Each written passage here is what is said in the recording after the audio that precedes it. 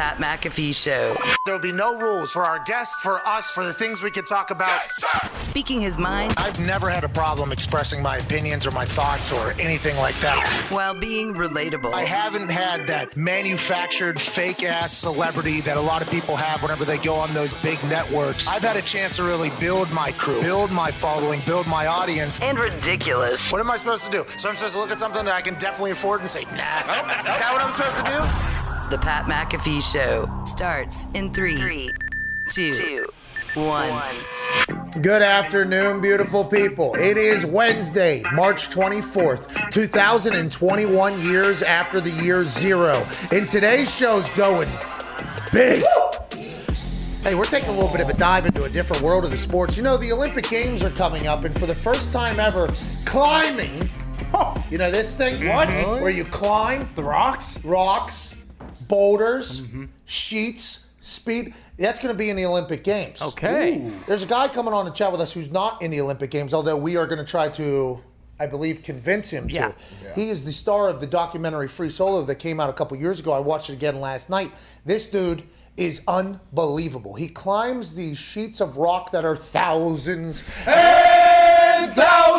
of feet in the air, and he does it with no ropes or anything like that. Other rock climbers actually look at this man and say, what you're doing, if you are to say that you're going to do this for the rest of your life is not going to be a long one. Most people climb with ropes and belaying and everything. This guy has become famous because he climbs these sheets of rock, these mountains, these cliffs with no ropes on them. He just goes out there, lets his hands do the work, lets these little shoes that you're putting a lot of banking on going into little crevices this big, knowing that if there's one slip, one accidental misstep, mishand, dead. Yeah. Jeez. Every person that has committed their life to free solo climbing is dead, basically, except for the guy that's coming to talk to us. Ladies and gentlemen, Alex Honnold. Yeah! Anybody that watched the Free Solo doc, I watched it again last night. As soon as you watch it, the first minute of the thing, your palms just literally start sweating. You start getting anxiety, especially with how TVs are nowadays with 4K. It feels like you're staring over the 3,000-foot fall that he could potentially have with zero. This is courtesy of 60 Minutes. This son of a bitch tries to die out here. Jeez. Now, talking to him, I try to watch it back because there is actually something with his amygdala, okay, which is a part of the brain in the frontal lobe. It is near the medulla oblongata. Okay. But something in his amygdala, although it is where you control your emotions and everything, when they did a CT scan of his brain in this Free Solo documentary, it showed he has like no emotions, basically. Like this guy, he almost feels alive whenever this is happening. Like this is what he needs. And his ability to stay calm and cool is why. Deep thinker, though, this guy. Cerebral, deep thinker. Excited to chat with him in about 20 minutes. I have no idea how it's going to go. He and I are polar opposite individuals. This is talking about a clash from a fan to a man that probably has no idea he exists. Can't wait to chat with him, and I'm going to ask him some simple questions. How? Yeah. How did we get here? Yep. This is what I want to talk about. This dude, with banking on these shoes, he did not make them, I don't think. Somebody else made. He's banking on that this little piece of rubber right here isn't just going to accidentally. I've had cleats, couple $100 cleats, $300 cleats that I wore in the NFL. I kick, okay, onside kick, foot hits the ground, breaks at the seams. Okay, breaks. If that happens to this guy in the middle of one of these climbs, dead. Bye. Dead. Little wind gust, handing, dead. See ya. They show videos of him jumping to a little ledge trying to get to. Dead. And we'll talk to him. Yeah. He's got a new podcast coming out called Climbing Gold. It will be a podcast talking to other climbers. Believe it or not, this might not sound like something I'm into, but I'm fascinated by these people. Tommy Campbell, who's another guy, he had the Dawn Wall. It's another documentary that was out there. I guess out in Yosemite out there, there's just a bunch of, it's like kind of the heaven for the climbers and everything like that. There's something called the Dawn Wall. It had never been climbed before. Tommy Campbell, who's this legend in climbing, he basically did the Dawn Wall, but he was doing it with ropes. I believe it's called, I'm not 100% sure the whole thing, but he accomplished it. Tommy Campbell, the guy that I thought was like the guy of climbing because he climbed this thing that was unclimbable. He's in this documentary with old Alex here, and he's like, "Why are you doing? Why like what you're doing is very like you are you are a madman what you're doing. Maniac. And Alex was like, yeah. And one of his quotes was like, hey, I'll choose climbing over bitches every day. Like, you know, he said women, obviously he's very respectful, but I just thought of the money over bitches. He's living out in a van out in the middle of a park, just eating out of these little frying pans with potatoes, waking up in the morning, going right to the goddamn rocks, deciding whether or not he wants to climb up something with no ropes at all. We're talking about things that people don't want to climb if they were just being a basket and to be carried up that thing. Not a chance. Standing at the top. He was sitting at the top of this thing, and they were talking about whether or not he was going to do it with no ropes and find the El Capitan is the thing he went to. He was sitting up there on the edge of the cliff, just chilling, like wrapping his ropes. Like the thought of just sitting on the edge of the cliff is not even. That's not even. I was just seeing him sitting there. I'm like, this fucking guy. Like, he's just having a casual conversation right now. It's like, yeah, I think I'm gonna do it this year. I'm gonna go up without these ropes. And he just walks on down. I'm like, this guy, weapon, awesome. Yeah. He's doing it in khakis and a button-up shirt, like he's going to brunch. Anton Diggs, yeah. Whenever he goes and tries to figure out what his line is up these things, he does it with the ropes and with people. And it looks like with the ropes, he's just like, fucking Spider-Man. Even if I fall, who cares? They said like it's a gold medal accomplishment with 0 flaws every time he does one of these. Because all it has to do is he just has to do one accidental, not enough chalk. See ya. Can't say it any louder. Dead. It's over. And that's why Tommy Campbell, the legendary climber, is looking at him like, Tommy Caldwell, shit. He's not my guy anyways, Alex Arnold is. That's right. Yeah, 3,000 feet tall, I guess that thing this dude's just climbing. Straight piece of granite. The first person that climbed it, I guess, was in the 40s. I think it was Warren Harding. What? I don't know if that's a president or not, just had a similar name. It was in the 40s. It became like the thing for climbers to climb after they did it. When they climbed it originally, they were bolting things into the wall so they could put ropes so they could climb up it. Now this guy's like, no bolts, no ropes. Actually, I'm just coming in here. Where's my chalk? Give me some chalk. Not the president. Yeah, I looked it up, not the president. Tanya Harding's This grandfather. guy, he hangs on the thing sometimes to put his hand in the chalk, and his fingertips are just sitting on there. Have you seen what this guy looks like? Who, Alex? No, Warren Harding. Yeah, I saw a picture of him and the boys whenever they were. Oh, dude, he is. Yeah, him and the boys were pretty pumped to get to the top. There's a big photo with the whole thing. Yeah, it's a pretty big deal. Anyways, we'll talk to him in like 15, 16 minutes. I can't wait to do it. I don't know how it's going to go. I have no idea how it's going to go. I feel like I've done enough research, even though I said Tommy's last name was Campbell. I do feel like I knew his name was Tommy. And I did know the Dawn Wall and that whole thing. I also know down in Morocco, there's some rocks that they train on to get to El Capitan. It's like a good training facility. The climbing... It's very, just like the squirrel suit people. Very interesting to me. I'm intrigued by all these things. Like the squirrel suit, and my wife not going to enjoy me saying this. I'm going to do that before I die. Ooh. Like I am definitely going to. I got a chance to do it in the Oculus one time. Only up like how much I want to do it. But those people, they're passing away at a rate too. Oh yeah.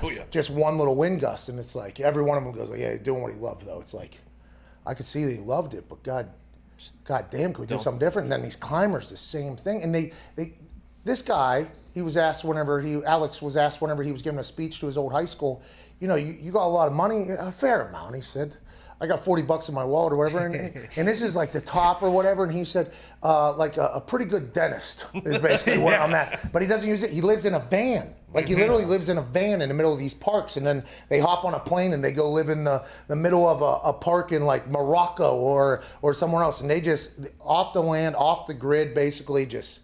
How you doing? Keep it moving. At Boston Connor. Seems like this is a guy that you're going to enjoy. Oh, yeah. I can't wait to talk to him. I mean, especially you mentioned the squirrel suit guys, and base jumpers coming to mind, too. Those people who get into that stuff, like you look to your left, look to your right. One of you of the three, you're not coming back down. Probably. Yeah. Not this time. Of course not this time. But I watched a documentary on the squirrel suiters. Yeah. And there was like 4 or 5 of them. And by the end of the documentary, it was like a memorial for 2 of them that started the documentary. I'm like, oh my God. And they're like, yeah, that's just kind of how it is. That's just like, and when you get into that game, I guess that's how they acted. I got a lot of questions for this guy. And then they like to play with bridges, those squirrel suit guys, why? Also the base jumpers. I watched a base jumper run off the top of a truck that was going over a bridge. I'm like, these motherfuckers are wild. Now, I did jump off the house into the pool whenever we were kids. Tim McAfee got an above ground pool because he wanted to train for the triathlon. Can't put that in the backyard around me. I'm sprinting off the top of that roof. shooting star press Billy Kidman into those things, which, by the way, did lead to something in my adulthood life. Yeah. Going off the top of a cage. Not a big yeah. deal. Been Good here investment. before. Now, the water did catch me in that pool. Now, off the top of the cage, you know, wasn't. Yeah, true. There wasn't rain really, caught you. Yeah, you know what I mean? It exactly. wasn't really, there was no real water down there. It was as if someone parted the water. It did. It seemed like Moses, which, by the way, was my thoughts on top. Yeah. Like, what? Hey. I thought, excuse me, I thought we were all, oh, this is one of those. Okay. Okay, well, this is gonna hurt like a motherfucker. At Ty Schmidt, let's. We also got some NFL conversation. LeGarrette Blount will join us again. Great conversation. Yeah. LeGarrette Blount. He's also. I think he has launched a CBD product. I'm not 100% sure. We'll talk to him about his business ventures. I can't wait to chat with him. He was hanging out with the Nelk boys over at UFC. I think he's really starting to mix it up. Can't wait to chat with him in the NFL. There's been a lot of moves that have been made. The Patriots re-signed James White. And Ndamukong Suh just signed back to the Tampa Bay Buccaneers on a 1-year deal that's potentially worth up to $10 million.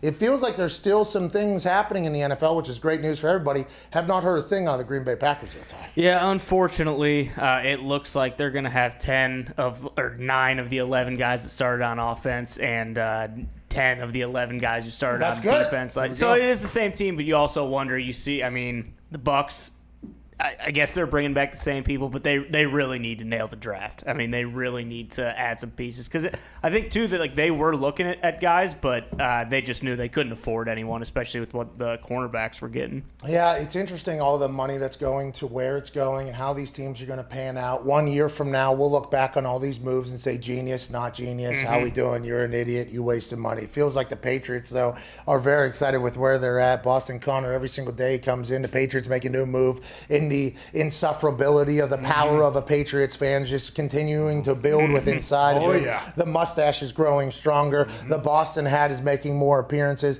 The once very loud and vocal fan base of the New England Patriots, who did have to kind of chill for a year and just maybe a vacation year, like when LeBron went out to LA for that first year, and he was showing up to games with wine and nobody else. Our team kind of stinks, and then Magic Johnson just quit. I ain't gonna be there. He quit, and then the whole thing kind of turned around. They bring in Anthony Davis. It felt like that was very similar, that vacation year that Braun took after making the finals like 100 straight years in a row. It feels like that's what the Patriots viewed last year. The Patriots fans, they're all the way back. Oh, yeah. You guys, if you guys stink, that's going to be a problem. Well, that's the biggest thing, is that it all boils down to Cam Newton. I mean, all these pieces help. Like you said before, you can't win games in March, but if Cam Newton plays, a little better than he did last year, then you have to assume maybe 10, 11 games we get it. I'm not the only one that said he can't win games in March. That's kind of a notable thing. Robert Kraft actually said in an interview with Albert Breer on Monday Morning Quarterback, he said, me and Bill, we used to laugh at the teams that are making big moves in March. Like, oh, what a bunch of losers. And now we're kind of doing it because situations are situational. Speaking of situations being situational, Zito, what is the poll for today? Congrats on a new desk over there. Thank you so much, guys. You look very professional over there, Zito. Still hides the stomach. We're still golden with that. No, don't worry. Shout out, you're the Buffalo, by the way. Yeah, shut up. Let's not hide your chest, though. No, yeah. You know what I mean? Poll today. Will the Buccaneers win the Super Bowl again?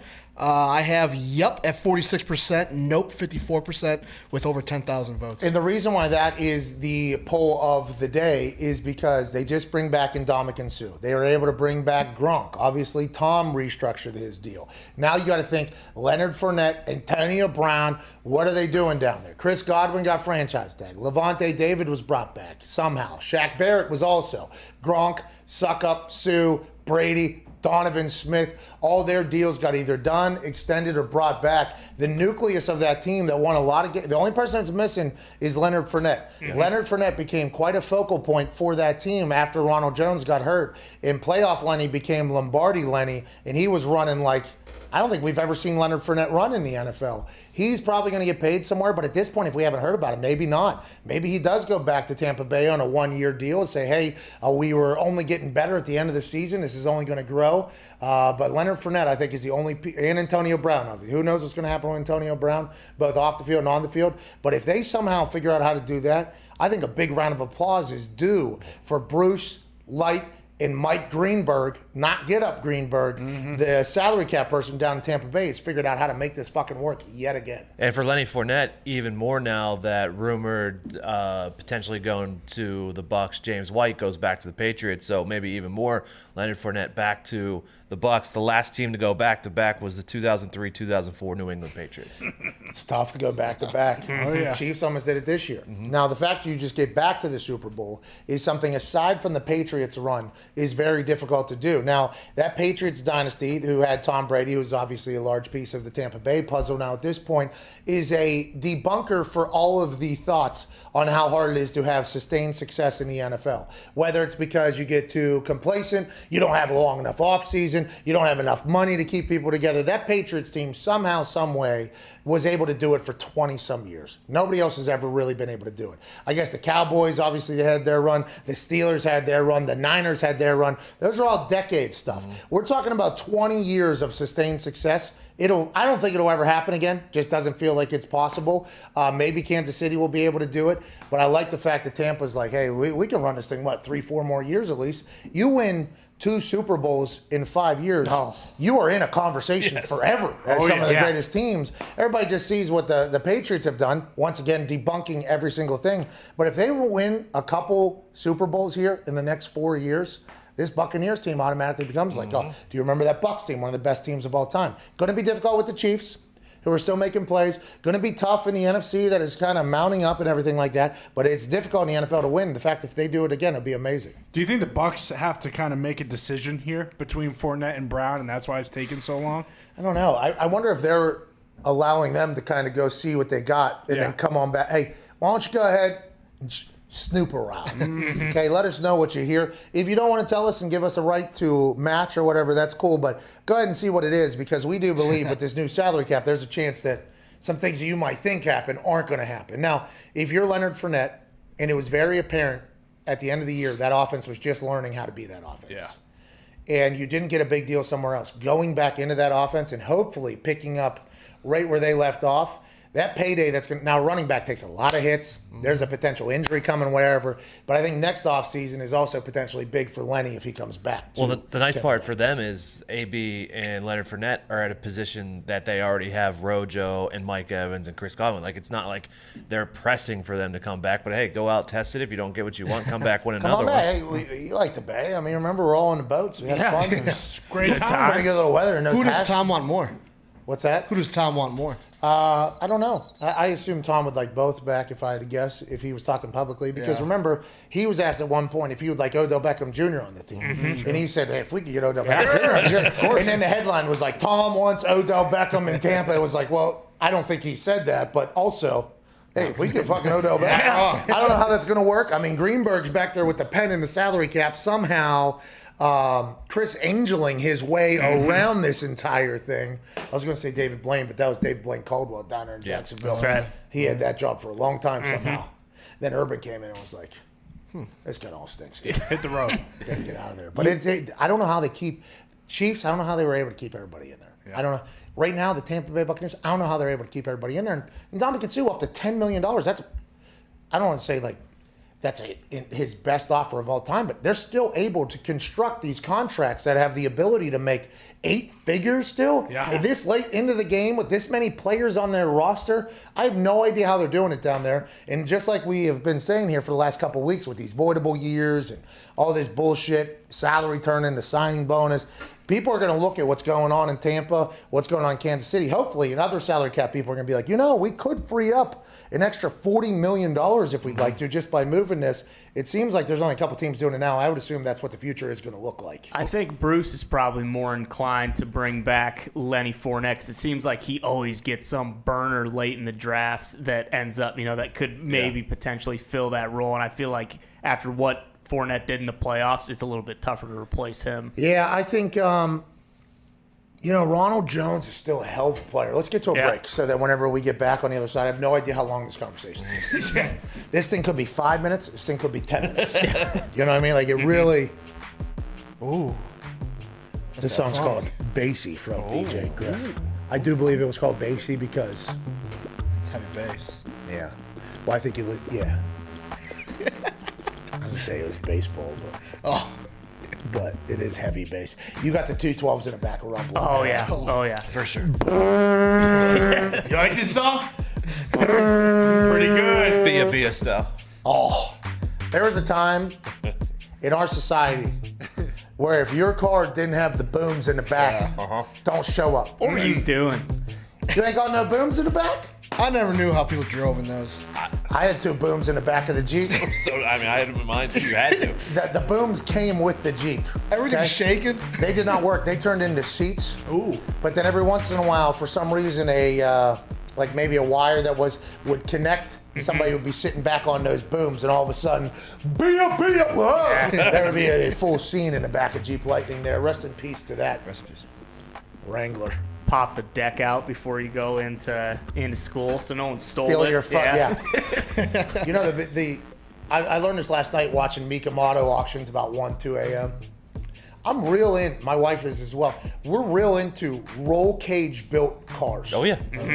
Jeep, G-Wagon, the Toyota FJ or whatever the hell it is, the Bronco, old school Bronco.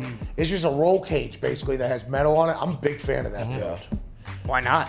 I tried to get onto an app 1 a.m. last night, drop a quick 120,000 on something. Oh, couldn't do it? It's previously recorded. That thing was already sold. Oh, I thought it was live. We got to get to a break. This is the Pat McAfee Show. Alex Honnold will join us on the other side. This should be fascinating if I had to guess. Be a friend, tell a friend. We'll see you in about 4 minutes or so.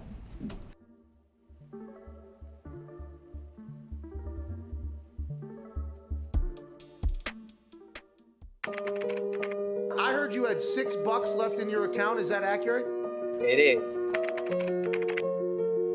Current balance is $6. Do me a favor and refresh that. Oh, wow. Oh, my gosh. That's crazy. Wow. Oh, my gosh. Thank you so much. I'm going to call my mom. Let's go, dude. Jaleel, how are you doing on this beautiful day now that you're a new millionaire, Jaleel? Man, it's truly a blessing, especially in the middle of a pandemic. And how did this whole thing kind of unfold here with FanDuel? I woke up Monday morning, got a call. I actually didn't answer because I didn't know the number. So, fortunately... $1 million is calling? Yeah. Fuck 'em. Right, you know. Hey, this money is not supposed to happen like this, okay? Right. It's just now starting to set in, like, I'm really a millionaire now. Yay! Jaleel! How much will go back into betting, you think? Because, by the way, they're giving out another $1 million. Maybe it'll be Jaleel again. Hey, maybe you go 2 for out there. I'll definitely place a few more bets. You know, I don't know if I win as much at all, but it's truly amazing. Once again, it's amazing. Jaleel, congratulations. Enjoy this. I hope you win the next one, by the way. And if not you, obviously somebody else. Thank you so much, guys. I really do appreciate it. Definitely was not expecting it, man. It's crazy. FanDuel, your favorite sports book, yeah? Definitely. Yeah, I would assume. What do you do day to day? Are you going to continue doing that? What do you do day to day? Yeah, I plan on still working. It's going to be hard not to tell your boss, though, today, I'd assume. Man. Hey, get over there, Jaleel. Hey, how about not? How about you get over there now? I think you should go out there. Ladies and gentlemen, Jaleel Harden, congrats.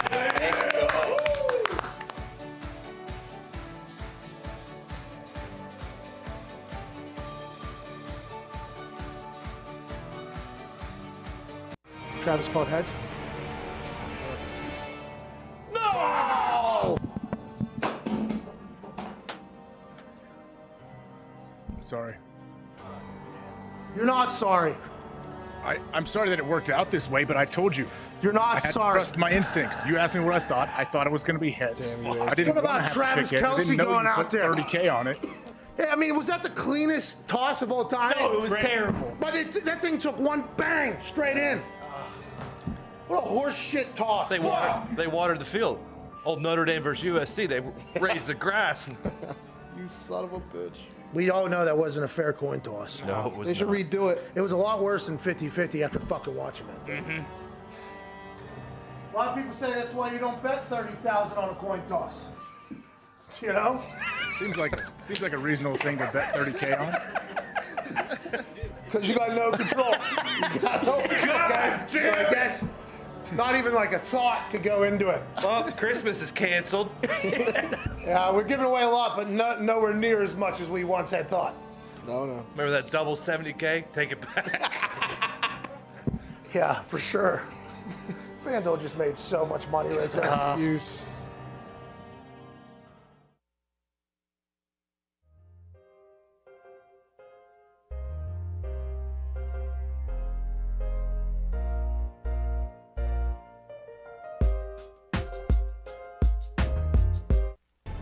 This is the Pat McAfee Show on Sirius XM Mad Dog Sports Radio. We thank you for taking the time to seek out this small regional show that streams internationally. Here's Pat and the boys. Welcome back to that show. I'm very excited right now. Oh, yeah. I'm a big Doc watcher. Everybody knows that. Love the Docs. I've gotten into a lot of things that I never could have imagined getting into. Everybody knows that I'm bottom heavy in this world. Big ass, big thighs. Never really got into pull-ups much. Not really my thing. I kicked balls.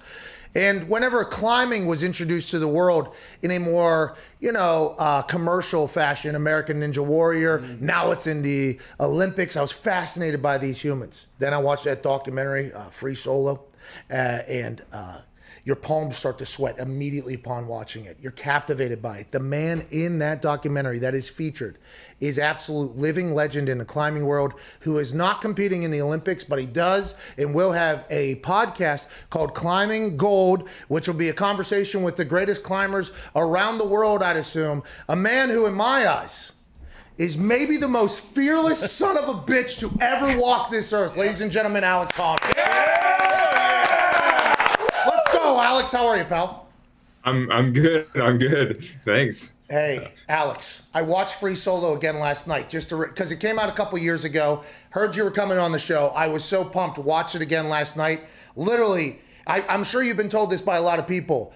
I was sweating watching the entire thing, high anxiety. For you, do you watch that back? And are you watching film on yourself every single day? And is there ever a moment in your life where you go, "Oh, that was pretty gnarly"? Probably should. Do you have any of that in you at all, Alex?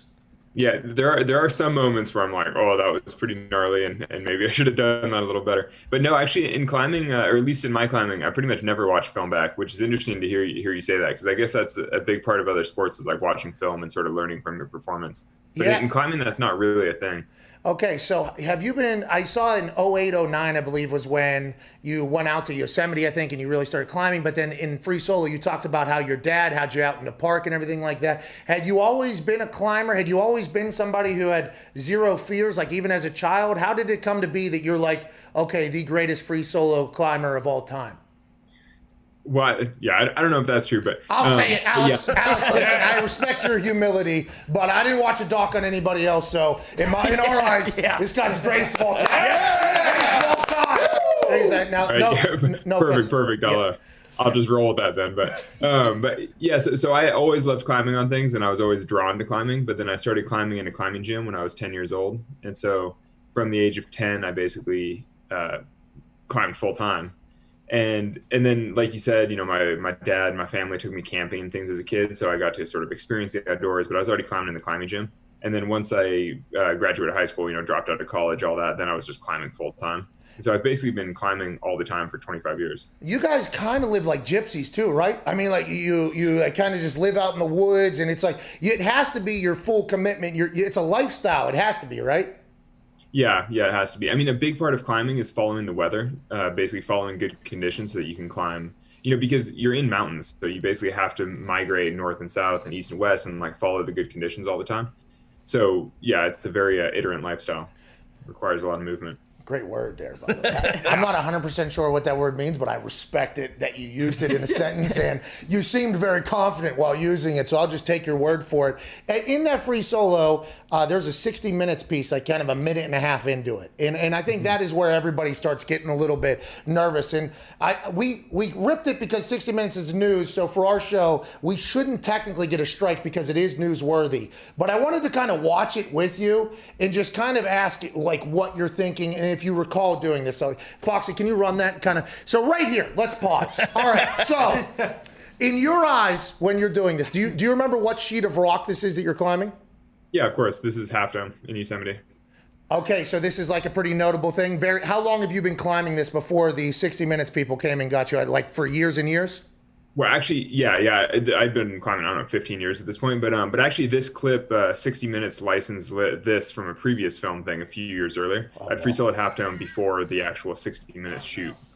So we might get a strike for this, but it's worth it because I'll at least. No, you're not going to. My friends own this clip, and if they give you any grief, you just send them my way. Oh yeah! Go, baby! Hey, shout out to your friends for owning this clip. But right here, in your eyes, is it like you just get into a zone when you're climbing? You don't even realize how high you are? Is it, because obviously, whenever I go to like something that has a glass bottom, it's like a bridge or a building, they're like, don't look down, just don't look down. For you, you have to though, because you have to see it. It doesn't, at what point does that just not become something existent in your life? When you first started doing this type of stuff, did you have the, oh shit, I shouldn't look down moments, or is it just you're in such a zone? No, so certainly when I first started climbing, I had moments where I'd feel the thrill of the exposure, where I'd look around and be like, oh, I can't believe I'm in this position. But as you do it more and more, I've gotten to the point where you're just used to being in that position. So when you look around, you're just like, oh, what a beautiful day. It's so nice in Yosemite. You just like feel good. But also, I'll say that in this particular clip, what I'm doing right here is actually physically relatively easy. Like this isn't one of the hardest sections of the route. Okay, and so for me in a position like this, I'm like, oh, I'm actually quite relaxed. I'm having a good time. Like this is fun, casual climbing. But some of the other sections of the route are much more serious for me. And so I'd be way more focused, way more, attuned to what I'm doing. Okay, so whenever you get a glimpse of a shot like this, and I would assume that with the way, because I watched a Dawn Wall with old Tommy Caldwell, basically, who is in your documentary telling you, like, you need to fucking chill out, basically, is what Tommy was telling you the entire doc, which was awesome to kind of see those two together. There's a climbing media and there's climbing fans that kind of have like telescopes sitting outside and they kind of hang out at Yosemite and they're like, oh, they're up there right now. I would assume you've done that with a lot of people, but whenever you get a chance to see yourself just out, like, is this not fucking just mind-boggling to you that you do? There's only, a handful of humans that would ever be in this position ever? Yeah, actually, I mean, the clip that you're showing, nobody else has ever done this. So. Oh, sorry. Sorry about that, Alex. I didn't mean to disrespect. But I didn't want to do the whole greatest of all time thing again. I didn't want to do that. But it's whenever, now go on through this clip a little bit more, because you end up on so what is the easiest thing for you whenever there is, like, because there's a couple climbs on that El Capitan where it looked like you were grabbing onto flat pieces of rock. Whenever you have these corners and these ledges, this is like you said earlier, like this is dream come true. This is when I kind of get a chance to re-chalk and do that. Is that the thought? A little bit, yeah. In general, like you're saying, when there's a crack for me to put my fingers into, typically that feels more secure, and so that feels a little bit safer. So like, again, this particular position, I'm like, oh, it feels relatively comfortable. My feet are on something, my fingers are locked into the crack, like it feels relatively safe. Have you met the people? That really depends a lot though on the particulars of the crack, because like this little clip that we're watching, the 15 feet above me actually get quite a bit thinner, and then there's a very hard part where the crack kind of ends and you have to do some hard climbing. But I don't think it's in this clip. Have you met the people that make the shoes that you wear? Yeah, I've been to the factory in Italy. That's smart, by the way. Because I was thinking to myself, because if I was a kicker, I was a punter in the NFL, and our shoes are very important, right? And obviously, here's you getting to the top, standing on the edge of a cliff, being cool with it, which I would not be. I mean, there's just a lot of things that happen in your world that I have no clue how you do it, and I think that's why everybody is so infatuated with it. I mean, the free solo doc captivated the world. I think you won an Oscar for the whole thing, as it's deserved, because what you're doing is something nobody really knows about. And then when you start, nobody knows it's possible. When you start looking at it, when I was punting, my cleats would rip. Like some of them would rip on something. So I'm just thinking, like, even if you have the perfect line and the perfect grip, if those shoes just somehow give out, you have to have a lot of confidence in all this shit, I guess, huh? Yeah. No, that's for sure. You definitely have to trust your equipment, but part of that trust is built up through the fact that I use the same shoes over and over on the same climbs, and I get a good sense of how they wear, how often they wear, how they get damaged, and then, yeah, I mean, it's all about consistency and sort of building trust in the equipment. So you would win American Ninja Warrior pretty easily. Why have we not done that? Actually, so I probably wouldn't win it pretty easily. American Ninja Warrior is actually very fast and dynamic in a way that's actually quite different than the type of climbing I do. I mean, as you see in those clips, what I'm doing is all about being smooth and in control and basically being safe. American Ninja Warrior is all about running as fast as you can and bouncing off of things and sort of catching things. I mean, I'm sure you can sort of appreciate the difference between dynamic, basically plyometrics versus isometric holds. And so American Ninja Warrior is all plyometrics, is all bouncing and jumping, and that's like not what I do. Not to say that I couldn't practice and maybe be competitive at it, but you are the speed record holder on the nose of El Capitan, though. I mean, so come on. I mean, I have the stats right here. I mean, everything you just said sounds fine and dandy, but you're one of the first people we've ever interviewed where I've done actual research on because I like such a big fan. So I want to know this: climbing's getting into the Olympics. Okay, here we go. Congratulations. Yeah, let's roll. All right. Here we go. Let's go. It's awesome. It's good news. Okay? Here we go. I know you're not doing it. You're doing a podcast that's going to... What? Don't you think as Americans we need you out there, though? I mean, you're our guy, right? Are you retired from climbing? Are you still climbing? No, it's not that I'm retired. It's that the people who are going to win the Olympics are probably 23 and I'm 35. And at a certain point, you have to know when to say when. I'm supposed to be there doing commentary, which I'm pretty excited about, honestly, because at least I get to be at the Olympics and witness the spectacle and sort of see climbing greatness and talk about it and chat with the competitors. But realistically, the people who are going to win spend 6 hours a day in the gym and have for the last 5 years.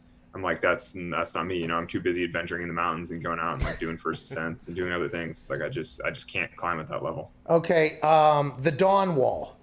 Now that is. Well, okay, and I don't want to put something in your head. I'd assume this has already been said by a lot of people, and I don't want to be associated with a potential, force. Will that be something you ever free solo, or are you done with free soloing, or have you already free soloed the Dawn Wall? No, so that's not something I could ever free solo, and that will never be free soloed by anybody. Basically, the level of difficulty is too high. I'm willing to say that no one will ever free solo the Dawn Wall, in the future of humanity. Is it because that jump that he had to do? Is it? Well, actually, Tommy, who did the first ascent, he actually wound up climbing around that jump because he was never able to do the jump. So if you were free soloing, you would do the big loop around.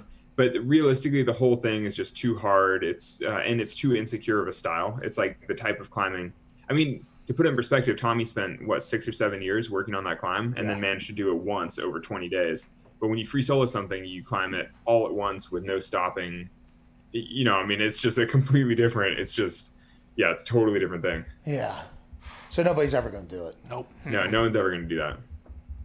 I like that. Our guy, though, is free soloed a couple here that nobody will ever probably do. Do you think free solo will continue past you? Yeah, for sure. I mean, all of the things that I have free soloed, I think will eventually be repeated. But, maybe not until the next generation. Maybe, who knows when exactly. But the things that I've free soloed are pretty natural choices. They're classic historic routes that really make sense in climbing context.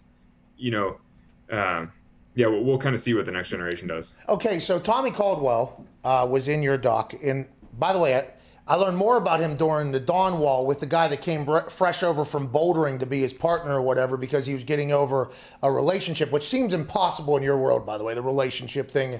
And that's not what our show is. I'm not going to get into that. But just with the boulder guy coming over to do the Dawn Wall with him, I was like so intrigued by old Tommy Caldwell. And then I watched the free solo back and I'm like, oh, this is when I watched free solo the first time, I didn't know it was the guy. He was like the guy, right? Growing up, he was the poster guy. This is the poster climbing. And a lot during the free solo documentary, he was looking at you. He was like, hey, basically everybody that is a normal free soloer, that we have known in this world is dead. Will you continue to free solo? Is that something, has there ever been a thought where it's like, I shouldn't do this anymore? Is that something are you still doing it right now? We just don't know about it? Yeah. I mean, so the thing is, it's not as if it's free solo or nothing. The majority of my climbing is with partners or it's just normal training or it's, with ropes. And then the free soloing has always sort of been the spice on top, the extra little something on the side that keeps climbing exciting and adventurous for me. And so, I'm still soloing. I mean, I went soloing a couple times last week, but on sort of casual, nothing cutting edge, but still adventurous and fun. I don't know. So I'm going to keep free soloing probably for a long time, but we'll just kind of see how many other big objectives that are truly difficult. I mean, there's literally nothing else in the world quite like El Cap. So no matter what I do in the future, it's going to be less exciting than the film Free Solo, You talk about that spice on top, and then obviously they do that full scan of your brain, and they say the amygdala or whatever, and I thought it was potentially the medulla oblongata, but it was the amygdala, and that whole thing where they did a scan, and it was supposed to be active in an area, and it was just completely done, and it was the area that I think generates fear and emotions and everything like that. Is that something that's real, that you don't really feel alive until you're potentially like right literally on the fingertip of death? Is that how that was? Is that what that is for you? And is that no? So the film touches on the amygdala for like 30 seconds. It's just a little clip of me getting this fMRI and them scanning my brain. But there was actually a feature-length article written about it. There's a much more in-depth look at the science. It's in Nautilus magazine, and in that, it's much more nuanced. And I think that the takeaway from the article and the real takeaway from that brain scan wasn't that I don't experience fear. It's that because I have experienced so much fear over the last 10, 15 years, it now requires a higher threshold to trigger my amygdala response. Basically, the tests that we were doing in the fMRI just weren't, I was just looking at pictures on a screen. I was like, obviously looking at pictures isn't going to scare me the way that all the other things that I do scare me. Yeah, but I watched that documentary. I started sweating immediately. Yeah. Those pictures get put up on the screen, and you're like, that's what, a couple thousand? It's not even that high there. You're like, this fucking Well, I mean, the difference, though, is if you spent the last 10 or 15 years being scared for your life all the time, it probably would desensitize you to things like that. You know, you'd watch a film and be like, yeah, that's a crazy film, but it doesn't fill you with fear in the same way. So are you still trying to chase that feeling, you think? Is that what that people have told you that dive into the brain and everything like that? Well, I don't know. I mean, yeah, it's hard to say, but I mean, I think I'm chasing the feeling of self-improvement. It's like seeking out new challenges, things that seem like they might be impossible, working on them, eventually making them possible, doing them. It's like, to me, I love the process of working through something where you're like, oh, I just don't know if that's possible. And then you're like, well, maybe. And then you work on it a bunch. And then you're like, oh, it turns out I was able to do this thing that I thought wasn't possible for me. It's like, to me, that's the process that I love to work through. And I mean, I have several projects like that right now, things that I thought up that I was like, oh, that seems crazy. And then I was like, but is it crazy? Like that could be genius. Then you watch Free Solo back and you go, not that crazy now. Yeah. The Strange Brain of the World's Greatest Solo. By the way, we're not the only fucking ones, Alex. Right here. It says it in this article here, this whole feature article here. The Strange Brain of the World's Greatest Solo Climber. I assume, I kind of got this feeling from watching last night again, Free Solo. You're an incredibly deep thinker, huh? You do a lot of notes and writes and things like that. Is that an accurate? Is it you and your thoughts a lot? Is that an accurate assessment? Yeah, I mean, it's fair to say I spend a lot of time by myself wandering in the woods thinking about things, and I also spend a lot of time reading. So, I mean, that's something. Well, Tommy Caldwell here was telling you you're writing your climbing journal, and he was just writing like, hey, pitch this, do this pitch does this, which, by the way, is basically a chapter of a climb, right? Is that an accurate description? It's like the pitch is like a leg, exactly. A leg of a climb, basically. Yeah. And he's writing notes in his climbing journal, and Tommy's like, you ever write down like, oh, I missed my dog or like my family? And you were like, no, this is just a climb. Shut the fuck up, Tommy. That's basically what you said to him. This is just a climbing journal. Your commitment to your craft is unbelievable, and I think that's something that should be talked about. That's why I'm excited for Climbing Gold. Is that already come out? Should we start getting into that? And what should we look forward to with the podcast you're launching? Yeah, so Climbing Gold, the trailer came out this week. The first episodes drop on Friday, I think, or maybe Saturday, but basically on the 26th, I think, so this week. And yeah, Climbing Gold, I mean, it's just an exploration of climbing, where it's come from, where it's going, and all the great stories in between. I mean, it's been a really nice opportunity for me to talk to the best climbers of the last couple of generations and some of the best climbers moving forward, the climbers of the future. It's just fun to hear like what drives them in climbing. The film people, the people that are filming this, they're also all professional climbers, right? They have to be, I guess. And are they just, so do they climb with you? So they know exactly where you're going, and it's like the belay thing and all that. And then they just decide like, okay, we'll park it here and we'll get because the filmmakers, by the way, they have to hang off the side of a cliff that is a few thousand feet in the air with a camera that is getting an incredible shot. They kind of all you guys all have to be like kind of a small fraternity, I would assume, in this world, yeah? Yeah, so of the filmmakers on Free Solo, several of them had actually climbed El Cap. Well, actually, all of them have climbed El Cap via different methods. Some of them had actually climbed the route that I free soloed. And though while they were filming, they weren't actually climbing with me. They were mostly hiking to the summit and then rappelling down, because it's more efficient to use ropes and just go down the wall than it is to climb up the wall. Well, yeah. And I actually did a lot of my preparation that way too. I did a lot of my practice by hiking to the summit of the mountain and then rappelling down the face to the specific place that I needed to work on, and then work on that for a while and then keep rappelling to the bottom. Basically, it's just not efficient to climb a 3,000 foot wall just to work on one little section, because it's like it makes you really tired to climb the whole wall. Yeah, I would have. That sounds like. And by the way, with free solo, has there ever been a time?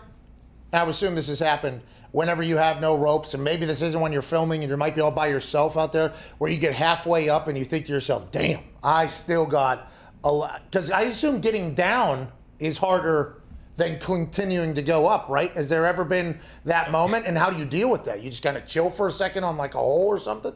I had a classic experience in Yosemite once where I climbed on a rest day. I climbed this kind of, actually, if you watch the 60 Minutes clip, the route that I climbed in 60 Minutes, there's a route next to it that's kind of parallel to it, but slightly easier, that I climbed on like a rest day. And so I climbed halfway up it, and then I got this phone call, and it was like, oh, this thing I had to do. So, and there was this big ledge like the size of a picnic table. So I like sat on this picnic table sized ledge. No, so it was casual. So I sat down, I took off my backpack, I like ate a little snack, I made this phone call for like 45 minutes. And then I hung up the phone and was like, oh man, I'm still in the dead center of this like 15 I was like, and you know, I'd kind of like lost my groove a little bit. I was like, oh, now I have to climb another 800 feet to the summit. I was like, bummer. You know, because I'd finished my snacks, I'd run out of water. I was like, oh, you know, it's like something less fun. I mean, you definitely do have moments like that where you're like, oh, I'm still up here and I still have a long ways to go. You're like, this dude is sitting on the edge of a cliff, in the middle of the cliff, on a rock, so comfortable, completely forgets where he's at. Oh, that was a good phone call, man. That was awesome. Sandwich pretty good. I'm happy. I'm going to go about my God. Oh, shit. That is unbelievable, Alex. What do you have, Connor? That is basically it. That's pretty much the synopsis. Well, because you have no ropes either. So it's literally just your backpack. All right, here we go. Let me put this back on here. Let me make sure the shoes are tied. All right, now I'm going to scale this completely straight up sheet of rock. It makes I love that you do it, okay, because I get to watch it. I have no clue how you do any of it. Connor, what do you have? Yeah, Alex, has there ever been a time where you're climbing and you got to like take a piss or something and you have to break out the pee bottle, or do you just piss your pants and keep going? Yeah, right on the wall. No, you just pee right off the wall. Smart. Hell yeah. Smart.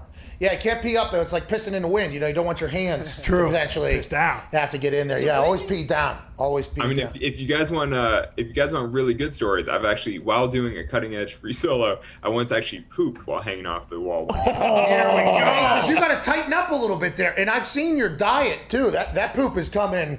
That's coming fast. Oh, yeah. You know what I mean? You're a vegetarian, right? I believe at this vegan. I think at this time. By the way, the foundation you have to help with the world with solar power is you're a very fascinating, incredible dude, Alex. I hope you know that. Oh, I appreciate it. Yeah, no problem. I mean, I don't know if there's ever going to be another human like you, but I do appreciate the fact that you have existed during my time of existence. I do appreciate that. Ty, what do you have? Alex, you mentioned how, you think part of the stuff with your brain is because you were exposing yourself to like the fear of dying so often. Do you still remember like close calls that you have? And when was the last time you think you had one of those where it was like, oh shit, that could have been really bad? Yeah, so I definitely remember plenty of close calls. I mean, I've had all kinds of experiences where I've broken holds. Like I had an experience in Africa once where I was down climbing this tower that had never been climbed.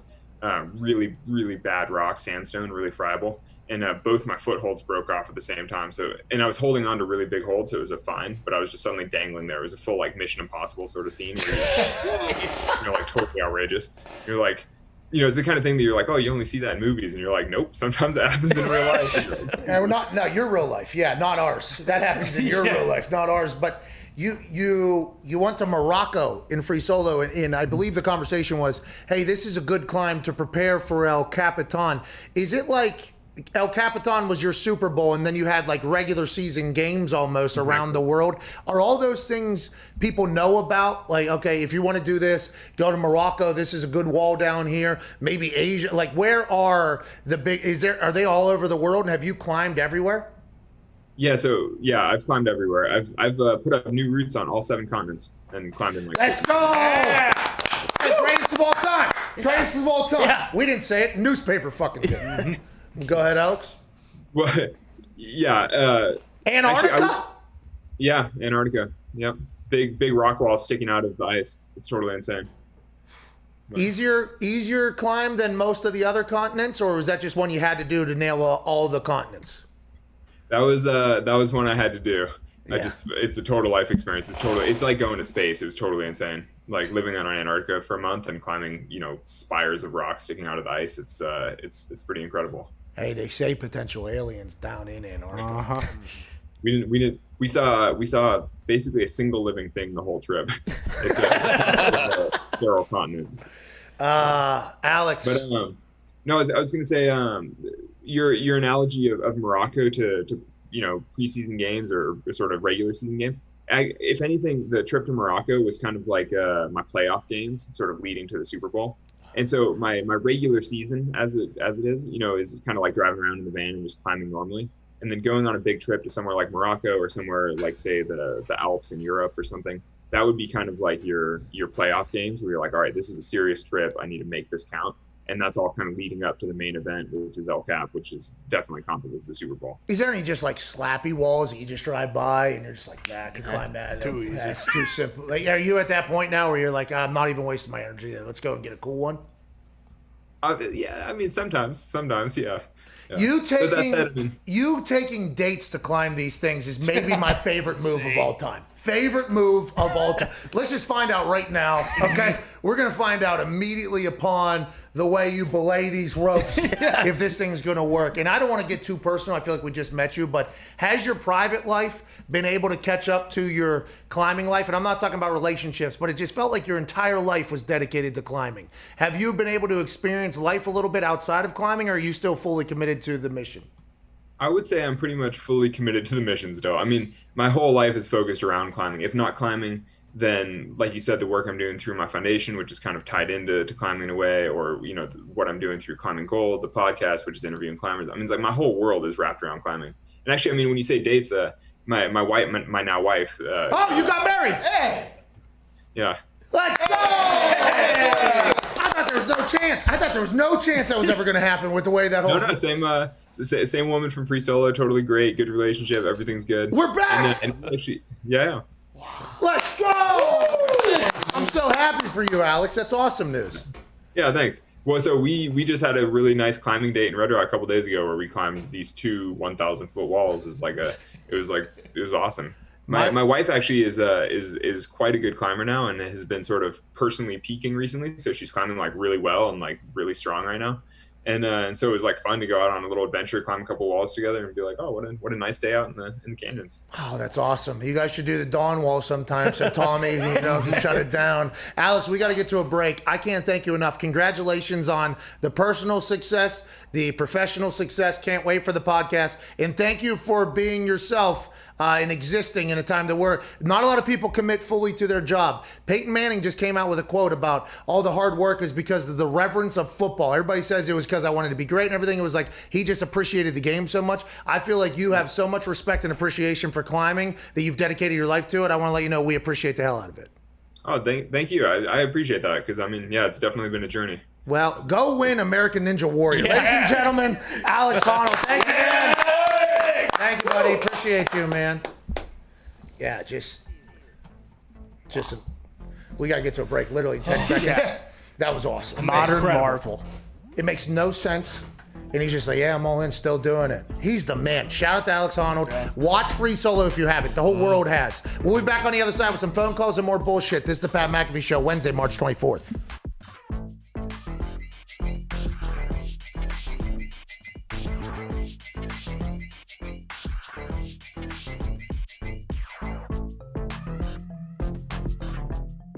I just saw a picture of you getting out of, I think, a 757 that was from Jim Irsay. What was that, and have you ever been in that plane before?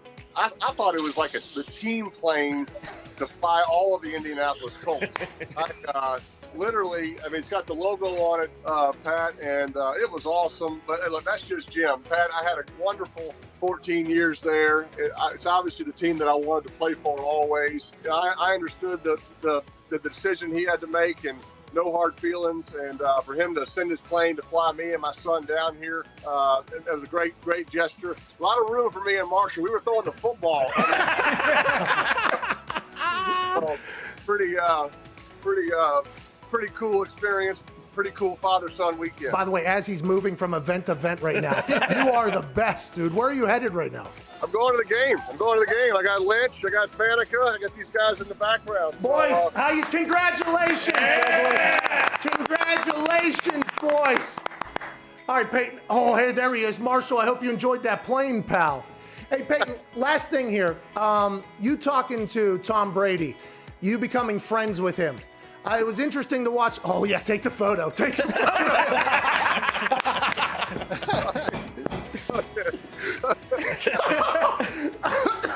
All right, we will wrap this up. Well, I'll tell you, Pat, I don't think anybody can do what Tom has done. Look, I know how hard it was for me to get on the same page with my receivers, learn a new system, learn new coaches.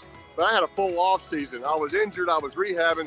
The fact that Tom has done this in a COVID pandemic off season, no time to meet with his receivers. He met with his coaches illegally by breaking into Byron Leftwich's house. So besides that, it's been incredible what he's been able to accomplish, and he deserves all the credit. His leadership is what's put the Bucs in this game today, and I have great respect for him because I know how hard it is, but he deserves all the credit. Hey, how did you know Red 18 was coming? Pat, I mean, I can't tell you how much I appreciate you telling that story and just growing the legend. That was about the 18th time I tried it. I was over 17 going into that. And, you know, when it doesn't hit, you just keep walking. Nobody ever really tells you about it. So when it hit, I was as surprised as you were. And the reaction from some of the good old folks there in the casino that night was pretty special. Well, I appreciate you doing that. You made me and those folks in the casino a bunch of money. Congrats on the Hall of Fame nod. Thank you for spending time. Enjoy yourself at the game, Peyton. Pat, thanks, pal. I appreciate you. The Sheriff, Hall of Famer, Peyton Manning. I think I've realized this year with the conversations, you do seem to be a rather normal human, which is very interesting, right? I assume for a lot of people to hear. AJ said, no, you are not a normal human. But because all the stories about you before this year, to be honest, a lot of people, the way they believed is you were the smug king almost is what the thing about it. And then getting a chance to chat with you, it's like, well, that's not the case at all. How is that like something you have to focus on? I assume it gets hard whenever you're hanging out with, you know, Scott Stapp is hanging Aaron Rodgers jerseys up in his goddamn office. That has to be pretty weird. Well, look, I think that's an interesting thing to talk about. I think a lot of times, you know, people have said things about me, and it's been the same few people, and that's been kind of the prevailing story or thing that's reflected on. I think for me, you know, I talk a lot about the work I did on myself. It was nice, and it wasn't intentional. Like, I didn't sign the show to have, like, and you guys know, we've talked about this off air, but there wasn't like some agenda doing this. It was like, fucking talk to Pat and AJ every week? Yeah. That sounds pretty awesome. It has been, by the way. It sounds amazing. But what it's allowed me to do is, I think, silence all the douchebags out there who were, you know, talking for me and making themselves more relevant by using my name or, you know, running with stories that were not really based in any type of fact. And look, I've grown as a person. You know, I've said things and done things that I wish I'd handled a little better. But this was a great, natural, authentic, like, whatever, whether it was 15 minutes at the stadium or 45 minutes to just, like, bullshit and have a conversation. You know, if you're a friend of mine, if you know me, I think this is about as normal as interaction you're going to see from me. It's not a lot of BS. You're not going to hear cliches and garbage. I'm going to, you know, shoot from the hip mostly. Tell you as much as I feel comfortable telling. I feel like I've been as honest as I could be. I've told you guys a lot of fun stuff. It's fun for me because then I don't have to, like, maybe rehash it on a Wednesday, or people get to see a different side of you that maybe they didn't even know was there or didn't think was there. And it's been fun for me. I really have. I've appreciated every single week we've done these. And like I said, the best part is there was no agenda. There was no plan. I mean, even us, like, we didn't know we were going to go like 10 minutes or 15 minutes or an hour. Like, we just started fucking talking, right? And then this came out, and it's been a lot of fun.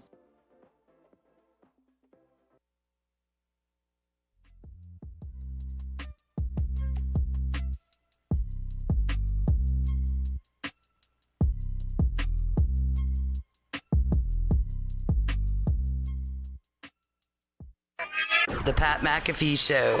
There will be no rules for our guests, for us, for the things we can talk about.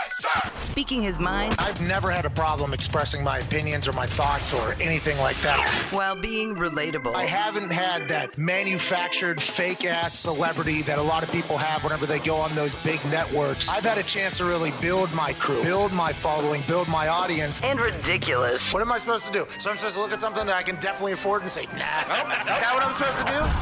The Pat McAfee Show starts in 3, 2, 1. Welcome back to that show, Wednesday, March 24th. My mind is running about 7,000 miles an hour because of the conversation we just had with a one-of-one human. Hour 2. Right now, shout out to Twine for that beat drop. There is some things happening in the sports world that we do have to get to. Washington football team ownership moves happened. NFL, NFLPA negotiations. Deshaun Watson and Houston Texans. That Deshaun situation is getting very, very, very, very, very thick. I mean, if any now at this point, it's basically across the entire country at this point. There's multiple situations. If this is true, by the way, potentially one of the biggest scumbags of all time, justice needs to be served. If it's not true, which, by the way, who knows how this is all going to unfold, how it would unfold. If it ends up not true, would also like that to potentially be covered in this thing. But that is, if I'm a team, okay, I am nowhere near getting involved with the Deshaun Watson situation at this point. Now, I think when it first came out, the reaction was, this is interesting because of the timing, and it felt like it was, but now the more and more that's coming, it's like, God, okay, that is not good by any means. If any of it is true, the justice needs to be served. If not, I don't know how this thing unfolds on the other side of it. Whether it's true Deshaun did these things or whether it's a conspiracy against Deshaun, either way, very big deal. Massive. Either side. And by the way, the conspiracy thing, that would take a lot of planning, right? And that was a big thing on the internet. And we were not a part of the conspiracy peddling or anything like that. As soon as it happened, it was like, this is an interesting time for this to happen. We've always remained this course, but the more and more that's coming, man, can't happen if that is happening, okay? And if it's not happening, that can't happen. I mean, this is a wild situation down there in Houston, but if I'm a team, I'm not sure there. But there's a lot of us. But this Alex Honnold conversation we just had. Man. Listen, I know people are probably not the most interested in that, but, my name's on the show. Okay, sometimes I'm interested in things and I can do this. But, like, talking to him, much fucking better than I thought it was going to be. Oh, yeah. Hey, super pumped about how that conversation went. Last night, while I was watching Free Solo, they were talking about how this guy has literally no emotions. That's why he is the way he is. And then he describes it's like, if you were just in life or death situations all day, every day, basically, don't you think you would potentially become pretty calm?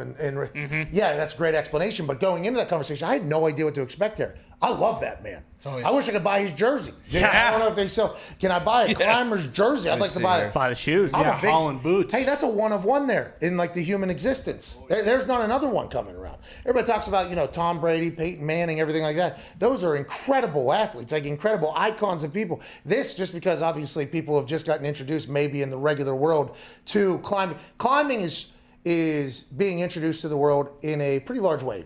Documented, almost like the skating community did with skating back in the day. They had like a magazine, I forget what it was called, the magazine, but it was hot. What was it? Man, sorry? Thrasher, right? Nah, I don't remember what it was. It was something, but then that led to a lot of skaters filming themselves, and then like the clips kind of growing, skateboarding, and that whole thing. Climbing does the same thing. You know, the clips kind of live by themselves. He's got over 2.2 million followers on Instagram like that. I think climbing is becoming, now that it's in the Olympics, by the way, when the Olympics happen and the climbing event happens, I assume it's going to be talked about. Now, I don't know if it's going to be talked about as much as the speed walking. No great event. The speed walking, the bopping you got to do, where everybody just, their entire feet are bloody from blisters in their speed walking. That's the climbing, I think, is going to captivate some people at a time. He'll be commentating it. I think climbing is a sport that's growing in there almost as much as lacrosse is. Oh, yeah, of course. Lacrosse is like one of the sports there. that people knew. Hockey has the same issue getting introduced to people. But climbing, I've been very fascinated with the documentaries and shit like that. That guy's the greatest of all time. Yeah. Like, that guy is the greatest of all time. That was a cool conversation. I'm very thankful for his time. And allegedly, I guess we found out in the middle of the interview, he had a hard out for some other interview. So we apologize to whoever that was. I did not know when that conversation started. We found out, I think, in the middle of it, basically. And the boys aren't going to go ahead and just say, hey, we got to get out of here, especially when he's talking about shitting off the side of a cliff. Yeah. You know what I mean? Or taking a phone call for 45 minutes while sitting on the ledge of a cliff, and then after he eats his snacks, oh, it's a beautiful day out here, just looking at the thing, eats his snacks, drinks all of his water, puts the phone down, all right, I'm gonna go to the, fuck. Wait. I gotta climb another couple thousand feet of death-defying stuff. I didn't even, like when you're having, I don't know how we were gonna be able to cut that off with them telling us we should cut that off.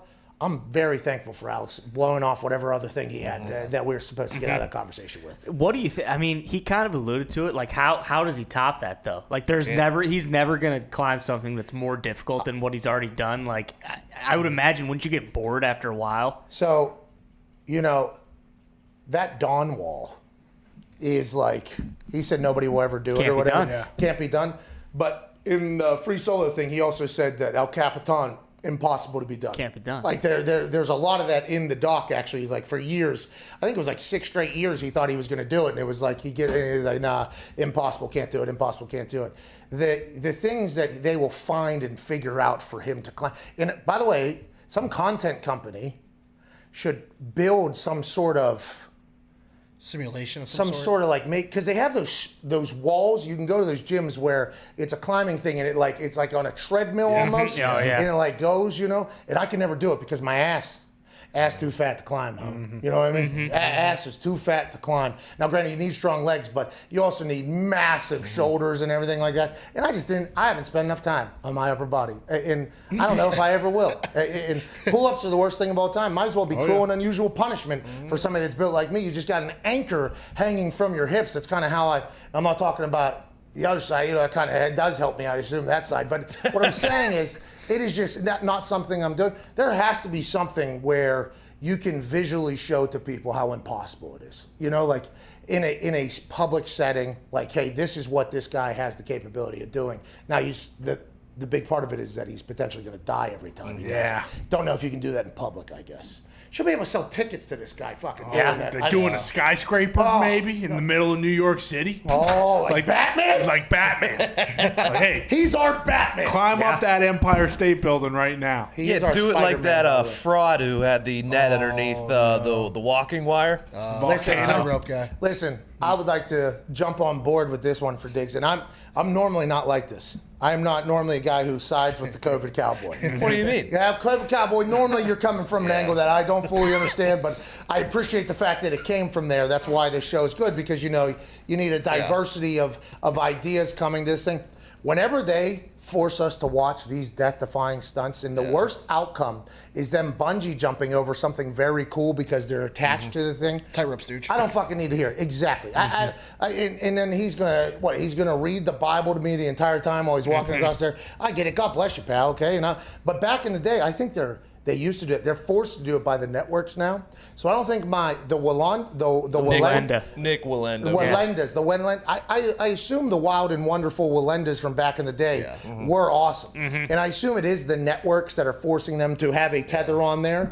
But both of them need to stop telling us that somebody's going to die, because what you're actually doing is something that looks pretty cool. The one time he was potentially going to bungee jump over Niagara Falls. It was like people would love to do that. And then when you watch documentaries of this guy, it's tough to take Wallenda seriously when they're like, this guy could die or whatever, and he gets on there. And this is not Wallenda's fault. This is the network's. I'm just making sure it's on. But he's buying into it. So, but he has like this big thing on.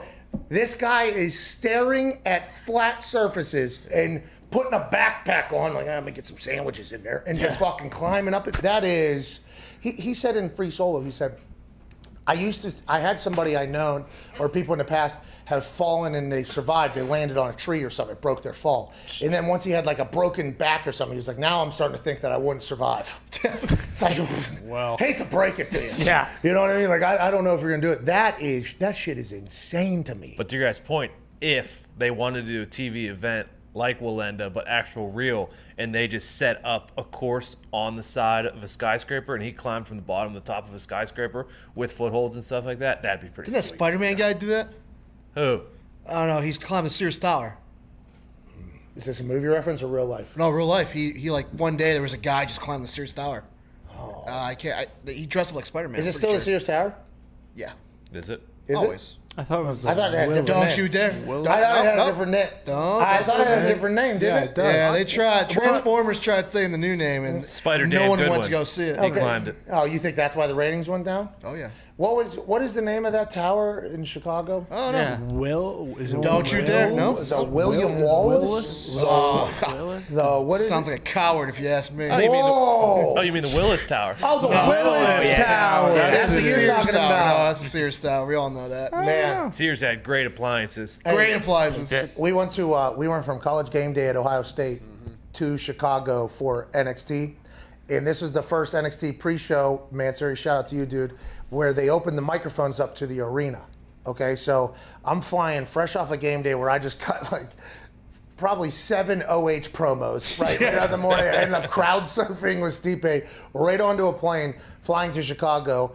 And I get a text, and they're like, hey, you want to cut a promo? Like, you want to cut a promo tonight or whatever in front of the arena, your mic's going to be hot. I'm like, absolutely, I would like to cut a promo. So I'm like, Zito, tell me something that Chicago people, you know.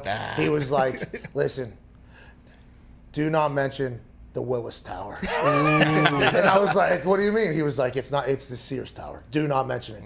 So in that promo that happened at that thing, I was originally supposed to have a 2 minutes.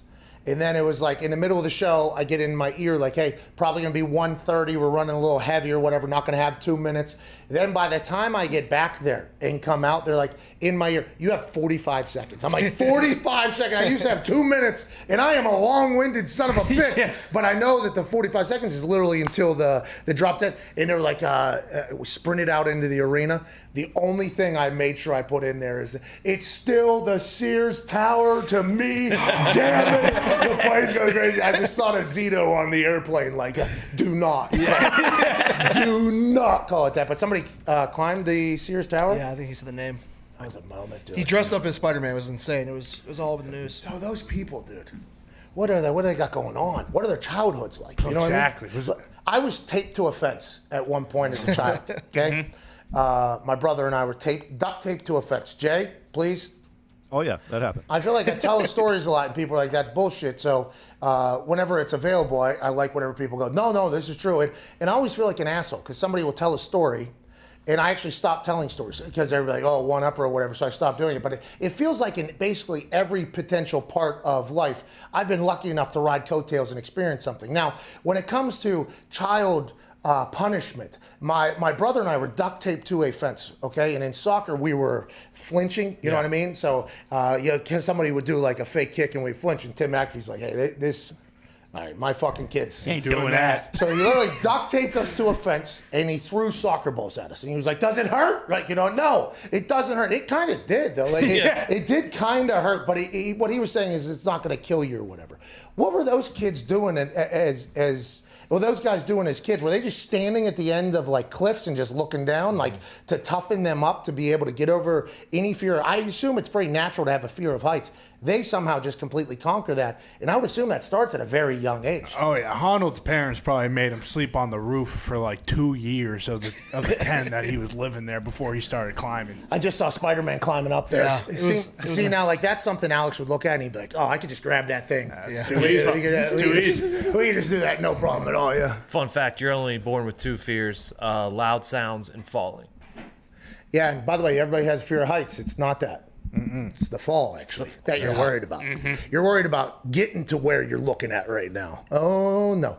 There's some people that have like for instance, Todd, Bill's dad, whenever we went and looked at this one office space here downtown, it was like 3rd story, 4th story high or whatever, and there was a door that had no stairs on the other thing, and he was like, everything in me is telling me to go run and open that door right there. And I'm like, why? He's like, it just is something in my body is telling me to go and do that. And then once I started looking at it, I'm like, yeah, me too. I kind of think I want to open it too. So the height thing, I think everybody's kind of fascinated with.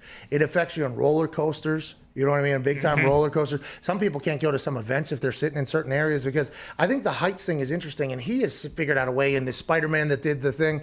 They have figured out a way just to completely bury it and move on.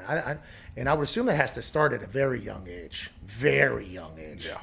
How's little Midas McAfee gonna, potentially free solo the Dawn Wall after? Tape him to the roof. What do you mean? Tape Just him combine the two. everything? Yeah. Have him lay up there for an entire day. He was bald in it. That's kind of what has to happen. Yeah. Well, now that Al's married, and if he has some kids, we need FanDuel to get a futures bet on that kid winning Olympic gold. Speaking of futures bet, by the way, yesterday we debuted a segment that people absolutely loved. And I'm not sure whether or not Diggs and Foxy are on the same page for which one he's going to do today.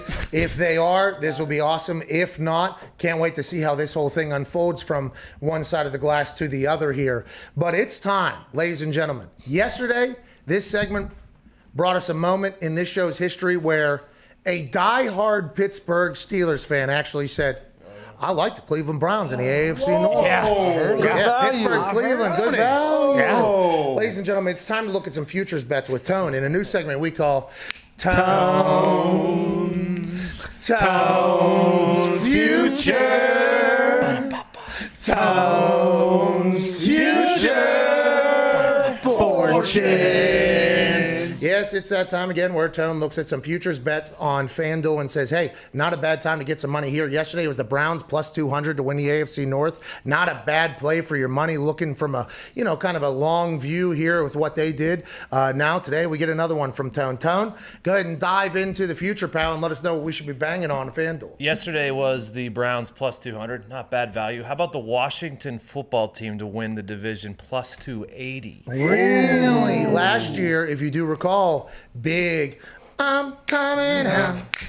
I want the world to know. Let it show. For the Washington football team. New era. Ron Rivera era. Here's a whole new thing popping off in Washington. Now, Dan Snyder becomes full owner, buys out the minority owners in the business for $905 million or something like that, was what 40% of it was worth, which is very interesting. Feels like he got a good deal on that. Is he doing that so he can have sole ownership, or is he doing that potentially so he could sell outright? Everybody assumes that this automatically means Jeff Bezos ain't buying the Washington football team. Snyder's going to own this thing for the long haul, but maybe that's not the case at all. I guess the NFL is helping finance this purchase out of a debt or whatever for him to buy it outright. I guess congrats to Snyder, but there's no way most Washington football team fans are pumped about that move, but I like their football team, Tone. They won the division last year with Dwayne Haskins, Alex Smith on half a leg.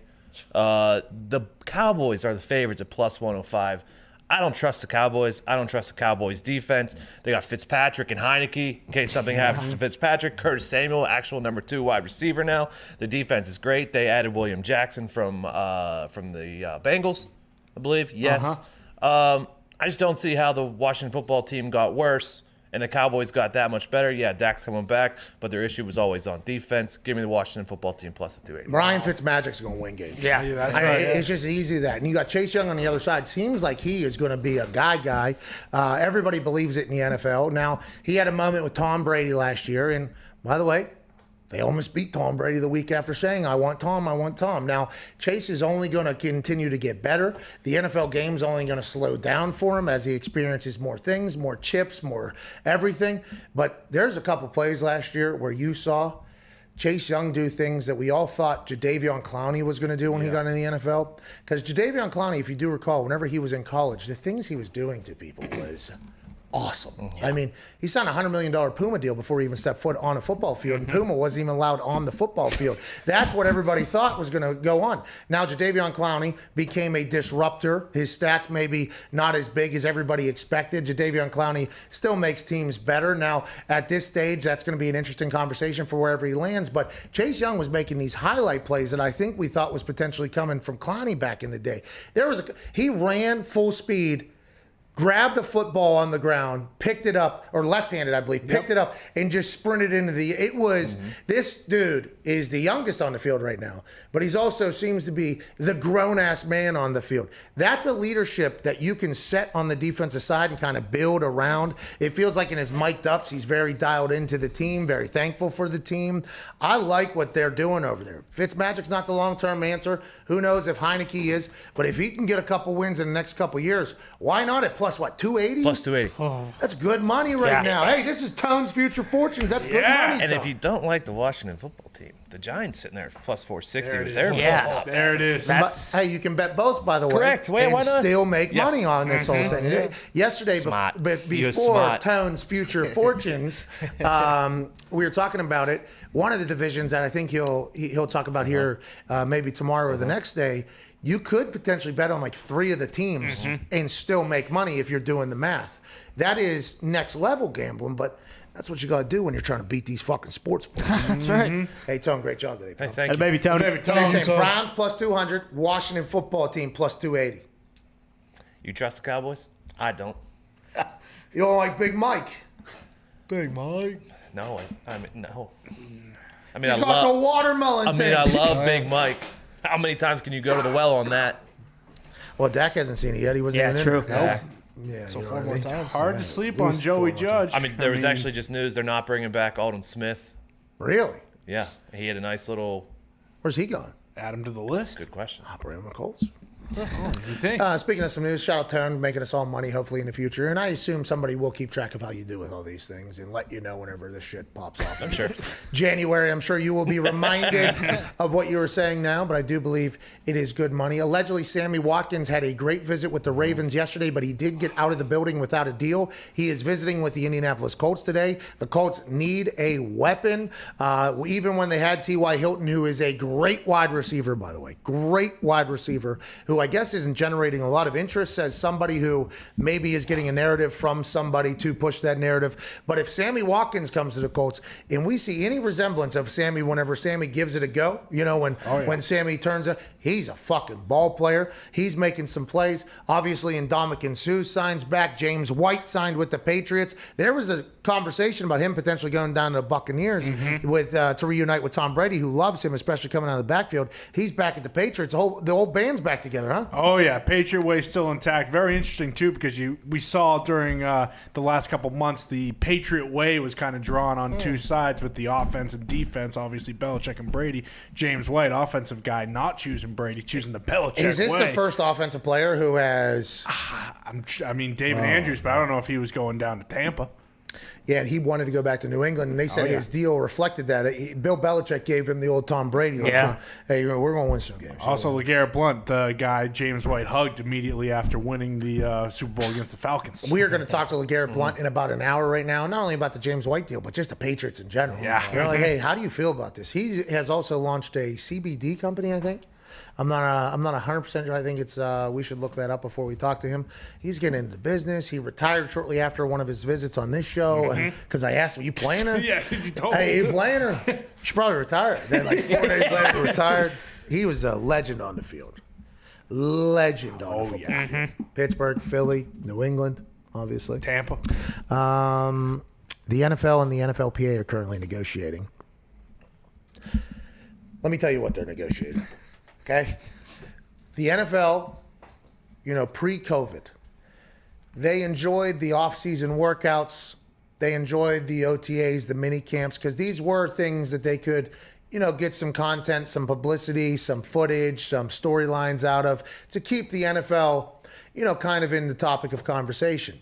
This past offseason with old Uncle COVID coming through, you know what I mean? The offseason's changed mightily. There was a lot of Zoom calls, there was virtual workouts, there was all these things. And although it did garner attention because it was COVID in a new world and the first time something was happening, I believe the NFL thinks to themselves, we can't do this going forward because we miss out on the OTAs. And also, we're paying you a lot of money. We do believe you should have to work out and do these things in the offseason. And the coaches love this too because they just want to coach. The coaches just want to coach. But the players, who got a chance to experience life away from the facility and maybe working on their own routines physically, or maybe watching their own film, or being on their own schedule, or sleeping in a little bit and working out in the afternoon as opposed to a 7:30 workout at OTAs, want to be a part of the team, but still doing the Zoom calls. And kind of the NFL Players Association is like, hey, NFL, you want to go back to old school offseason? We do not. We are cool with what happened. You won 17 games? Okay, you won 17 games, no more extra bye weeks. 3 preseason games as opposed to 2 preseason games, which we're going to have to negotiate at some point because you're going to want another game. We're going to have to get rid of that. But you want to do all that? We don't want any offseason shit. And I will tell you, maybe you will catch somebody lying to the media who is a younger player who maybe this would affect because they don't have a chance to be in the offensive system as much, and maybe they don't get a chance to be on the field and look around and everything like that. But if you talk to any player 4 years or later in the NFL, every single one of them will vote against a mandatory OTA minicamp situation as opposed to the virtual they just had. I've said this numerous times. When we were locked out, which was 2010, I believe. We were locked out for the offseason, and we had known it was coming for a couple of years or whatever. You heard a lot of people, that were like, hey, let us back in the building. That was the player's pitch. Because a lockout is different than a strike. A lockout is the employers are like, nah, we ain't doing this shit. You can't even work. We got to figure this out. Strike is when the employees or the workers say, we ain't doing this shit. We got to figure this out. Which, by the way, PR-wise is not always managed properly because a lot of people are like, tell these millionaires to get back to work. I'm out here doing this. It's like literally lockout cannot do it. Two different things, lockout and a strike. But the players were like, let us get back to work then. That was kind of, let's make this deal so we can get back to work. We want to do the whole thing. But a lot of us players who were not speaking for the NFLPA or with the NFLPA, the lockout was awesome. I mean, it was, we got back to training camp, and I remember a resounding amount of people going, can we have a lockout every year? Can we do that? Now that it's kind of happened with the virtual calls and that whole thing, I can see, I'm not there, obviously, I didn't get a chance to, I assume everybody, just like we were after the lockout, is like, we need to keep that shit. We need to keep, they won 17 games, cool, let's do 17 games. They signed a $110 billion deal, okay? All right? Let's just do the virtual shit. Don't even have to, hey, tell the lawn guy, don't even worry about the greens. Don't even worry about the grass. Only need it for the fall, pal. We ain't coming back. That is allegedly a conversation, as is a 17-game thing, but I don't think you're going to get a lot of players there saying, yeah, get us back into fucking OTAs, dude. No way out there. Well, and can't they just do stuff for those young guys who want to be in there versus, obviously they have the optional mandatory Yeah, but then it workouts. becomes like a full-on thing, like how you can opt out, right? So then, because let's say they open it up to players. Yeah. Like players, you're allowed to not come. So then if you have guys that are younger trying to build a culture and everything like that, which is good. There's not, by the way, none of this is bad. Like going to work at OTAs is good for the team ultimately. I think. Now, granted, individual players will tell you differently because Aaron said this is the first year his elbow didn't hurt because of OTAs off for a month, back into the thing. The schedule wasn't good for him. I assume there's a lot of people that are physically saying that. But for the young guys to learn the offense and get kind of baptized into an NFL system before training camp and everything like that, it is definitely good for them. Okay, and there's already a rookie mini camp and everything like that. Maybe they just have to say rookie OTAs or whatever. Maybe they just, because if they open it up as just voluntary and everything like that, there's always like, but so is your playing time. Your playing time is voluntary as well. Yeah. And then so is your check here. It's also voluntary. There's always that conversation. That's why, when they said you could opt out this season and it would not be held against you. Yeah. It was like, okay. I mean, there are people that are going to be Get that fucking guy out. Yeah, don't need him. Hey, now I'm not saying it's right. This is not me saying it's right. I'm just telling you reality of the world that we're currently in. But I'd assume there's going to be some teams that want to go back to work and they'll publicly say, like, yeah, we won't be here. This is what we strive off of. There's a lot of people in our locker room that are like, shut the fuck up. We do not want to be here. I promise you the Detroit Lions are going back to work. Yeah. And also, training camp, new head coach, you get a week, an extra week and everything. There was one time, new head coach and Hall of Fame game, I think. So we were middle of summer. A little hot. This stinks. I think it was his first year. Nah, I don't think so. I think I was wrong there. But we did have new head coach, also Hall of Fame game. So maybe that's what I'm getting 2 years. We had to go 7 days in advance. AQ or somewhere else. FaceTiming people around the league, FaceTiming, golfing, getting the last round in. I'm pissing in a public bathroom with 4 D tackles at 2 a.m. Get out of here. But we get to do it. We don't have to do it. Let's get to some phone calls. Let's go to Will in Florida. What's going on, Will? Hey, Pat. Shout out you. Shout out the boys. I just had a quick question. With the draft coming around the corner, are you guys going to start doing your own mock drafts for your own teams? Like you do one for the Colts, Nick and Tone do one for the Steelers, stuff like that? You know, Will, they are essential to the sports media world. I could never in a million years see myself do a mock draft. I think I've attempted to maybe sit down and think about it. And then every time I've done that, I'm like, this is not my bag, baby. You know, like this is not what I'm supposed to do. A lot of these kids, they show up on Mel Kiper's, and I appreciate people doing it because I think it puts, some thoughts and conversation into the world. And they're rarely accurate because the NFL is so unpredictable. I mean, you never know what's going to happen. But I do believe they get a real sense of hearing about who's potentially important or not. I don't know if any of us follow college football enough to know exactly who's potentially climbing and everything like that. So mock drafts, I could put a couple together. I'd like Pitts on the Colts. Okay. Yeah. I'd like Devontae Smith also to get drafted to the Colts. Okay. Yeah. Colts are trading up. Steelers getting Trevor Lawrence. What? Yeah. There we go. Moving up. Really? Sit behind Ben for a year, kind of watch him play? No, they traded Ben to the Jags straight up for the number 1 pick. Hey, welcome to the AFC South. Well, you're going to love Duval, dude. Duval County down there. Yeah, I don't do it, though. I don't think any of us are big. No. I respect people that do it. I'm not saying that I don't, but me doing that would be one of the most ignorant things of all time because my name in our show, okay, pretty good, I would set myself up to get absolutely slaughtered after the draft night, and I just don't know enough about it.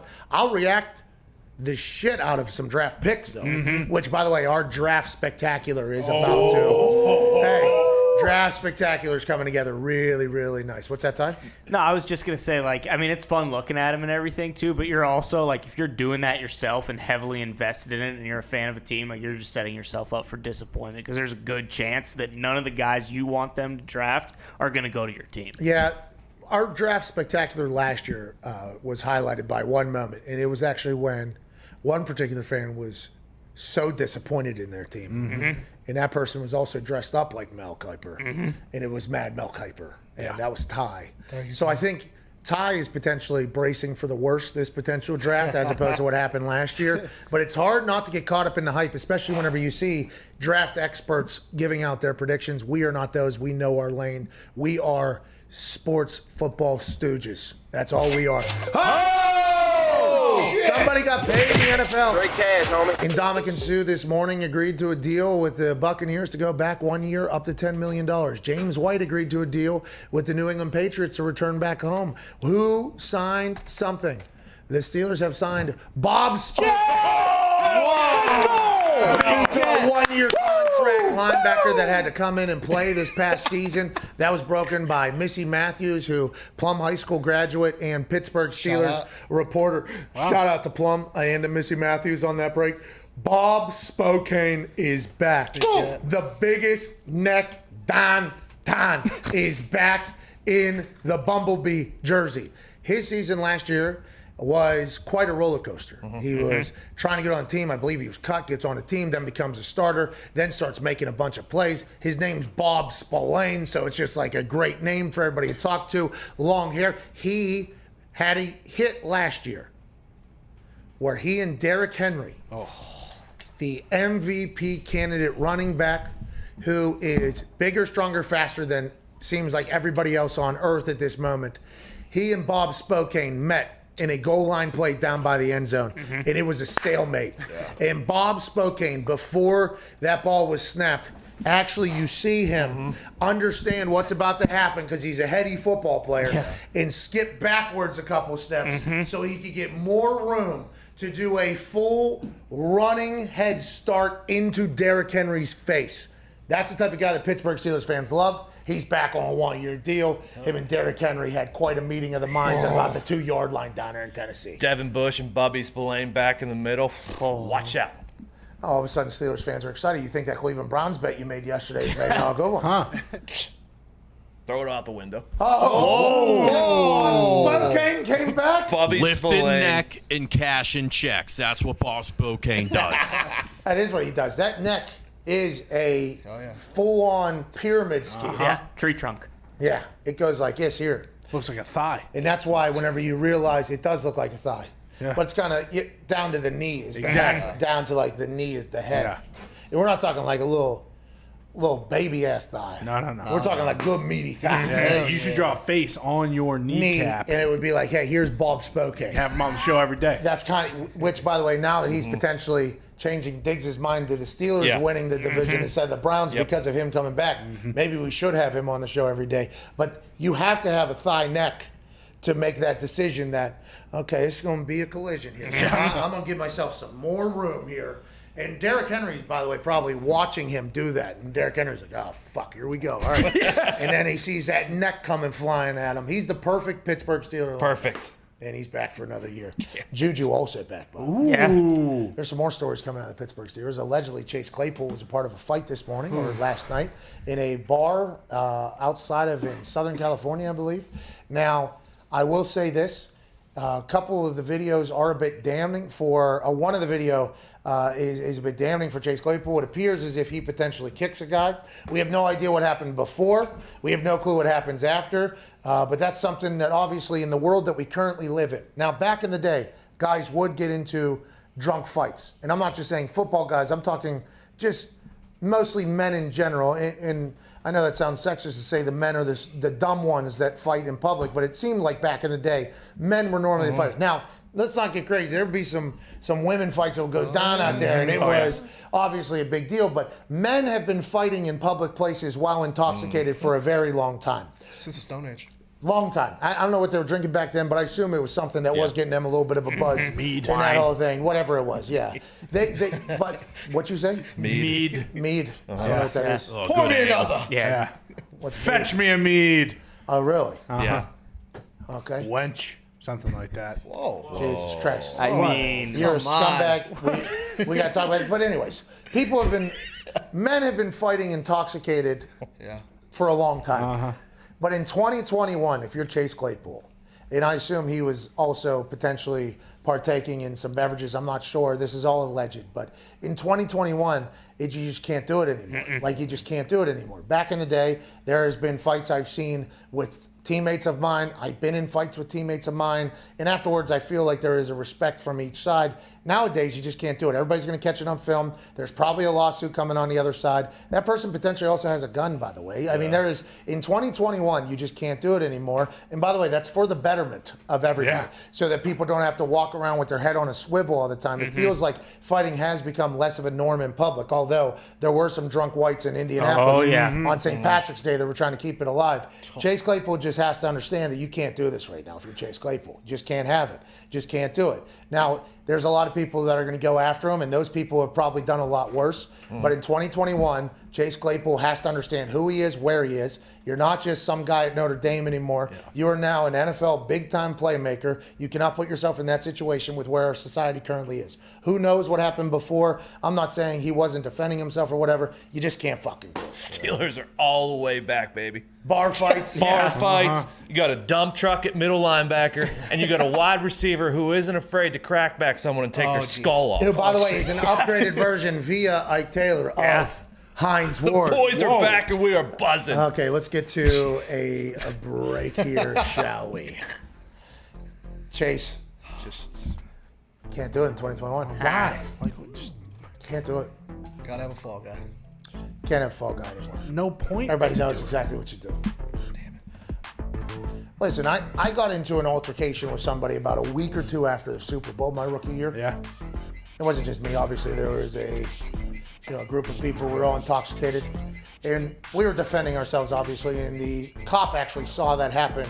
And cop breaks the whole thing up. Okay, nothing, or we're all cool, whatever. Looks at me and goes, "Why are you here?" to me. And I was like, great fucking question. I ain't doing this ever again. I have no idea. Pat, the cop actually looked, Pat, why are you here? And I was like, that's a good call. I don't know. To be honest, I should not be here. You're right. And this is probably a situation that Chase Claypool is going to have. But in 2021, you can't do it and not expect it to be all over everywhere. Mm-hmm. Hopefully everybody's okay, by the way, in that whole thing. Also, yesterday we did not cover it because I don't think I understood the full severity of it. In Boulder, Colorado, nothing but positive thoughts, prayers sent over there. A hellacious, horrendous act occurred in our nation's history in Boulder, Colorado just a couple days ago. And we want to let you know, we forever stand on the side of we fucking hate idiots and bad people. And that is exactly true with what happened over there. Sucks. We hope we get to a point where we never have to talk like that. That is why, bar fights have kind of hopefully simmered down and everything like that. Love will win in the end, but there's going to be idiots and we have to band together. We are so sorry for everything happening in Boulder. We got to get to a break. 1-888-MAD-DOG-6. We'll answer your phone calls on the other side. This is the Pat McAfee Show.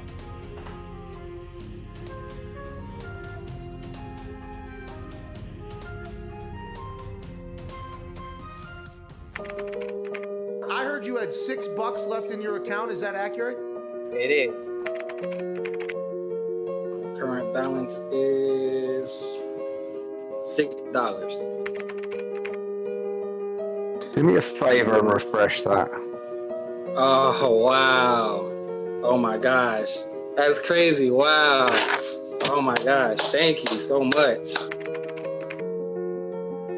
I'm going to call my mom.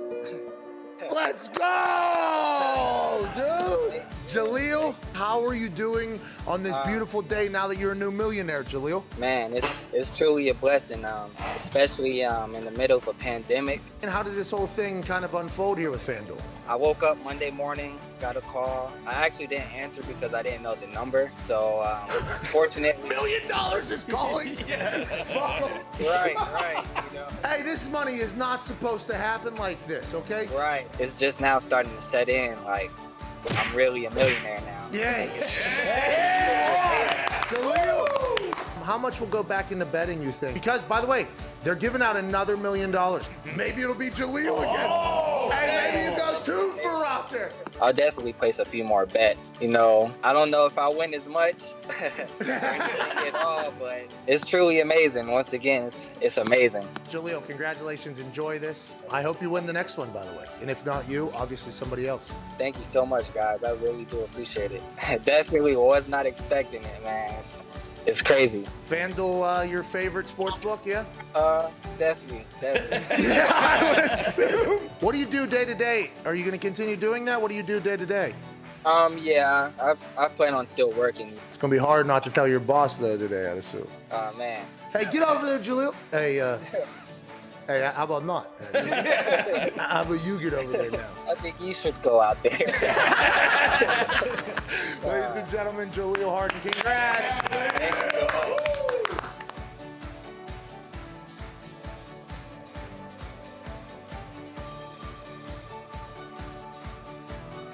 That opening kickoff in that Super Bowl you're referring to with the Colts, Hester takes to the crib. You having a little bit of a heart attack there?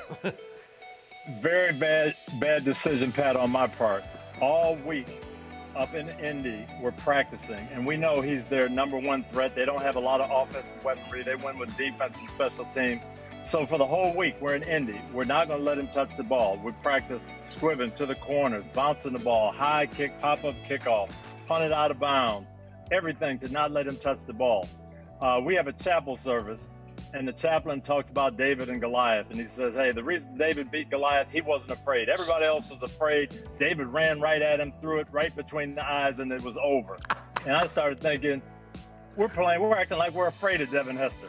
So I told the team on Saturday night, I hope we lose the toss. We're going to kick off. We're going to kick it right down the middle. When we pound him, they'll know we mean business. It's going to be over.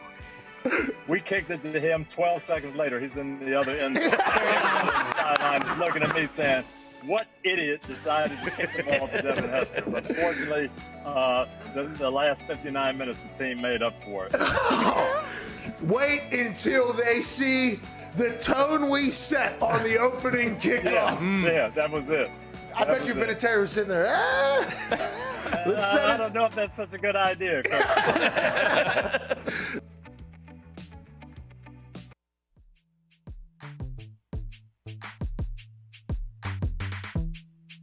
Giving the old white guys something to complain about. It's the Pat McAfee Show. Sex is cool, but have you ever tried built-in underwear? Oh, what? Yeah. Everyone knows Bird Dogs has shorts, but now they also make pants. They stole Lululemon's designer, and they're just doing it better by adding their built-in underwear to the pants. So it now is combining the best and most comfortable pair of shorts with the best and most comfortable pair of pants. Put them together, what do you have? Now the most comfortable pair of pants. Let's go! Yeah, still the most comfortable pair of shorts. Bird Dogs are pants, but they have the underwear already built in. And it's not the old school like net. You know, it's not. The net isn't grabbing. This underwear isn't grabbing your balls and doing a full rear naked choke. No, it goes all the way down to mid-thigh. It's made of the softest materials. It is something that gives your thighs and mids a hug as opposed to any type of threatening thing. It is the most comfortable thing you can have on your legs in sexual reproduction area. Yes. They also look exactly like dress-up pants if you want them to. Oh, yeah. There's a khaki pair. There's a dress black pair. There's blue pair. You can wear them literally anywhere doing anything. You can golf in them. You can sleep in them. You can work out in them. You can go to a executive board meeting in them. Lululemon had it locked down until Bird Dogs hopped in and said, let's make it a little bit better. Shout out to Bird Dogs. And right now, when you go to birddogs.com and enter promo code PAT, they'll throw in a Bird Dogs charcuterie board. What? Yes, Really? a shark board that Connor is holding right now. Wow. It's a charcuterie board, a wooden, classy, nice one that even comes with the cheese knives inside. Will you open that thing up, please? Oh, absolutely. Price is right. Oh! Are you kidding me?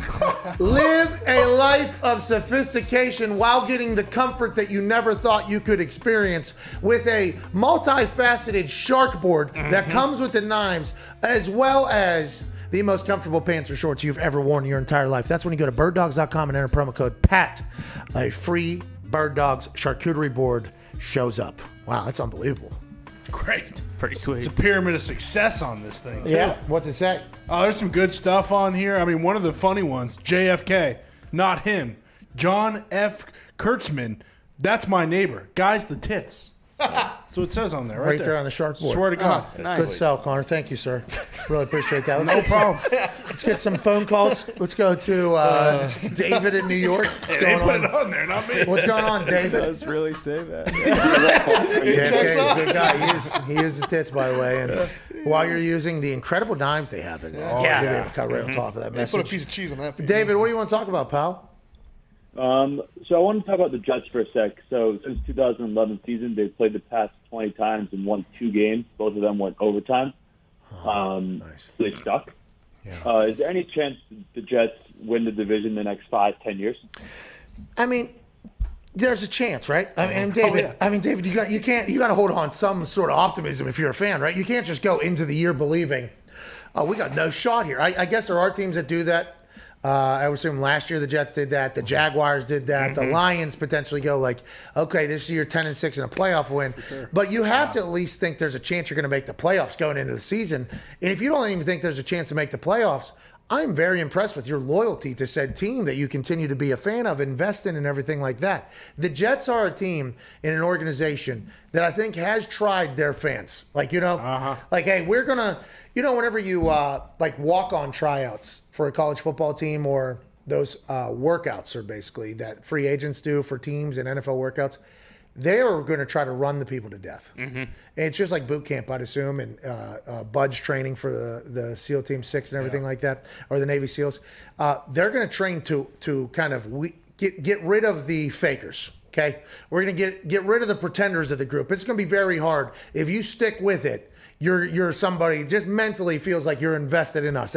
That's what happens in buds. That's what happens in these walk-on tryouts in colleges. They'll say like, hey, walk-on tryouts, everybody in college come in there. Oh my God, these kids, they were great in high school, I understand, but before they even get a chance to try football, they are running gassers until they're all puking. And they just did a semester in college. They've not been preparing for what they're about to get. And normally, 99% are just like, don't want to do this. And then the one person that says, it's like, okay, you have a chance. We haven't even seen you play football, but the fact that you're willing to come out here and just die with us, like you kind of went in there, that whole thing, it feels like the Jets have done that to their fans. You know what I mean? Yeah. Let's get rid of the pretenders. All right, anybody, this is going to suck. The Lions did it. You know what I mean? Yep. I think the Bengals tried there for a little bit to do it. There's a lot of teams that do it, but I think the Jets really have. Let's get our fake fans out of here. And then maybe you'll get the chance to kind of taste success on the other side. The thing is, when you do budge training and you get to the other side, you're a Navy SEAL. Okay, here we go. Special ops forever. Congratulations. One of the elite of the elite humans we have. You go through that walk-on workout. Oh, you made it on the team. You're a college football player. Congratulations. You do the NFL free agent workout. You get through there. For the Jets, your fanhood, you go through all this misery.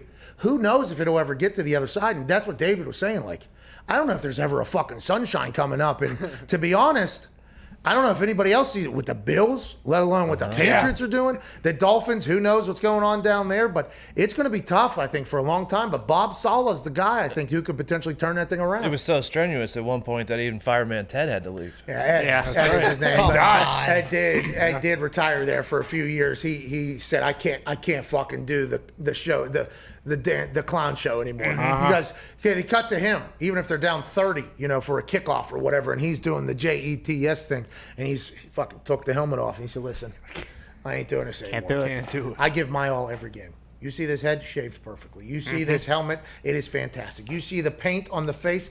I do everything I can for this team. You guys ain't returning the favor. I'd assume he'll come back, but you're right. They have separated their fans. It's amazing to me that they still have a large group of fans, and I have so much respect for that fan base kind of sticking with it. You got to find your scenario that gives you hope. Like this year for me, you know what I'm banking on? And I would never wish this upon Aaron at all, but let's just say he gets hurt or something. Other people can say that, but you can't. Foxy, we're probably going to have that guy on the show again. I never wish it upon him. But he heard it too. It's football. By the way, that's the Lions. It's football. To Foxy's point, though, every time a team kind of goes, Ty goes, is A-Rod still in the division? Yeah, it doesn't matter what you're doing. So I guess that is where Foxy's potentially Maybe heading. Fox is onto something. But to wish injury. Not on to anything. That's disgusting. Yeah, it is disgusting. I didn't wish it upon him, but it's football. Things happen, all right? Scumbag. Fox. You just wish your football team then we gets got better. Goff. We got That's a Dalton, human being. We got Jordan Love, and we got Cousins in the division. That thing's wide open. Yeah, but I mean, let's not discount. If I'm a Lions fan, I'm not worried about anything happening on any other team. Okay, that is disgusting what you did there. Disgusting. But if I'm the Lions, I'm like, Motor City Dan Campbell here. We potentially have a chance to see how this next, 3 years is going to go. We learned quickly what the Matt Patricia era was going to be like. And it was, by the way, for an entire saga there. Now the Motor City Dan Campbell era, I think that's what I would be pumped up about if I'm looking for an optimistic potential situation if I'm a Lions fan. Yeah, I'm very excited because Dan Campbell has not lost the locker room yet, and I'm pretty sure Matt Patricia lost it in the first week of his coaching debut. Yeah, I ain't fucking doing this. Gonna run the ball 75 times week one. I can't wait. A couple of tight ends. Oh, man. 4 of them. Those games are going to be 13-10. Oh, can't wait. Oh, my God, man. 10-6. Yep. You know what I mean? Old school football with Motor City. baby. Feed me. But Motor City, Dan Campbell did say you got to play to the strengths of your team. That's right. You got to play the strengths of your team. He's not a dummy. I love when people think I'm a meathead, Yeah. Limited mental capacity, I believe, is how he followed that whole thing up. I love Dan Campbell. Yeah, they could be like, 10-6 games, 13-10, or they could be, like 40-10 or. Yeah, you never know. Oh, you're talking about on the other side there. Let's go to Chris in Oregon. Chris, what do you got, pal? Quickly. How's it going, Pat? Just hanging out, bud. We got about 30 seconds. What do you want to say? Hey, I just got 2 things. Iowa fucking sucks. Oh, no. And why in the hell did we sign Big Ben back Whoa, dude. when our team's going to fucking suck this year? Yeah, everybody fucking sucks. Sounds like it. This guy stinks. Speaking Iowa of sucks, fucking Steelers sucks, suck. you do, pal. Oh, yeah. Try some Oregon. optimism in Ban Oregon. this guy. Christ. Well, I think he's probably Oregon fan, right? Oregon did beat Iowa the other day. I would assume. Mhm. Has a chance to kind of dance on graves right now. You got to do what you got to do. Guess You're what? pretty noted Iowa Hawkeye fan. Yeah, the Lady Hawks are still hot, my friend. Hell yeah. Got the best player in the tournament. By the way, FanDuel is giving away another $1 million. Whoa! Yeah, they gave away a surprise million. All you got to do to enter is gamble on March Madness on the FanDuel Sportsbook. That day to day, each day you do it, is another entering into the drawing for another $1 million. They already made one person a millionaire. They're going to do it again at the end of March Madness. Shout to FanDuel. Shout to Iowa losing. But the Lady Hawks are going. This is Pat McAfee Show. Hour 3 is on the other side. I just saw a picture of you getting out of, I think, a 757 that was from Jim Irsay. What was that, and have you ever been in that plane before? I thought it was like the team plane to fly all of the Indianapolis Colts. Literally, I mean, it's got the logo on it, Pat, and it was awesome. But look, that's just Jim. Pat, I had a wonderful 14 years there. It's obviously the team that I wanted to play for always. I understood the decision he had to make, and no hard feelings. And for him to send his plane to fly me and my son down here, it was a great gesture. A lot of room for me and Marshall. We were throwing the football. So, pretty cool experience. Pretty cool father-son weekend. By the way, as he's moving from event to event right now, you are the best, dude. Where are you headed right now? I'm going to the game. I got Lynch. I got Faneca. I got these guys in the background. Boys, congratulations. Yeah! Congratulations, boys. All right, Peyton. Oh, hey, there he is. Marshall, I hope you enjoyed that plane, pal. Hey, Peyton, last thing here. You talking to Tom Brady, you becoming friends with him. It was interesting to watch. Oh, yeah, take the photo. Take the photo.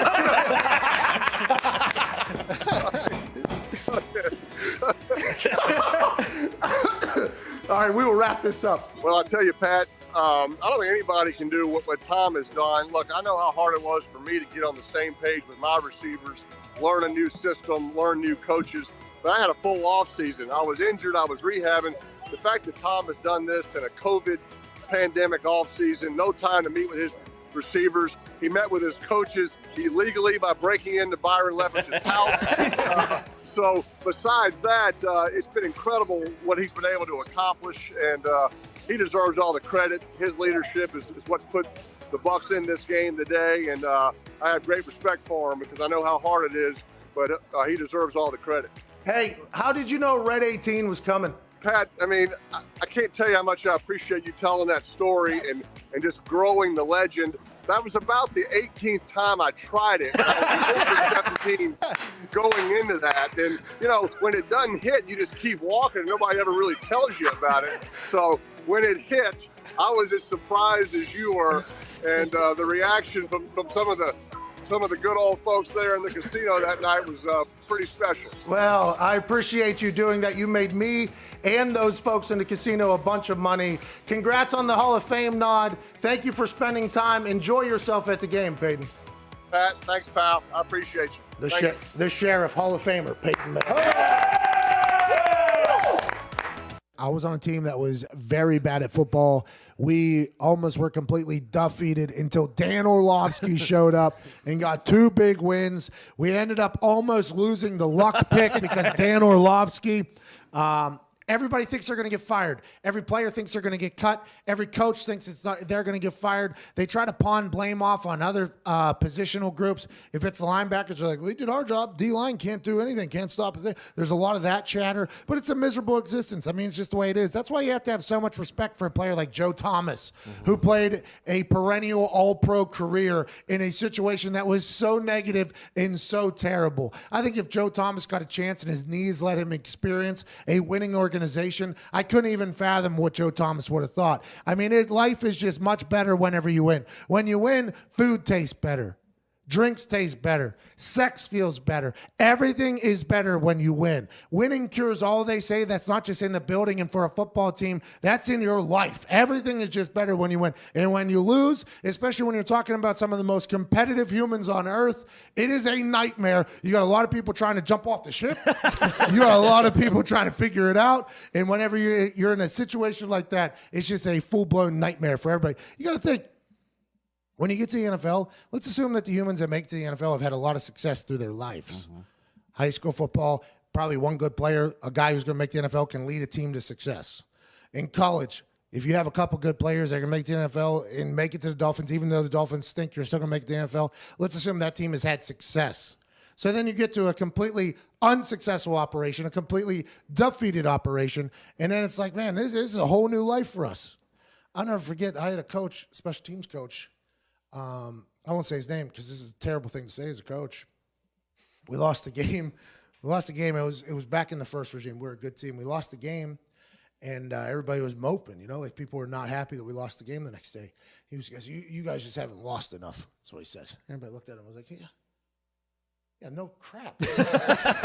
What are you talking about, dude? Yeah, this is the winningest decade in NFL history here. Yeah, you haven't lost enough. It's like, you've lost too much, maybe. Are you just comfortable at this point? And that's whenever it can get a little scary. Whenever people are just comfortable just getting their asses kicked every week, that could be a problem. That's when the culture is probably a lost cause. That's when the locker room's too worried about playing dice or playing Boo-Ray or anything else like that. When that starts happening after losses, then you know you're in a bad spot. And I would assume that's not happening at the Dolphins, especially under Ryan Fitzpatrick's watch.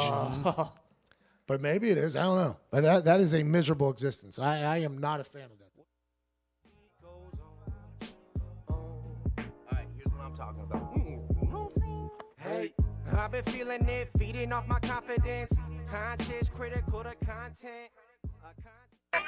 The Pat McAfee Show. There'll be no rules for our guests, for us, for the things we can talk about. Yes, speaking his mind. I've never had a problem expressing my opinions or my thoughts or anything like that. While being relatable. I haven't had that manufactured fake-ass celebrity that a lot of people have whenever they go on those big networks. I've had a chance to really build my crew, build my following, build my audience. And ridiculous. What am I supposed to do? So I'm supposed to look at something that I can definitely afford and say, nah. Is that what I'm supposed to do? The Pat McAfee Show starts in 3, 2, 1. Welcome back to the show. Hour 3 here beginning on SiriusXM Channel 82, Mad Dog Sports Radio, and YouTube.com/The Pat McAfee Show. It's been a hell of a day today. Yeah. Hell of a day.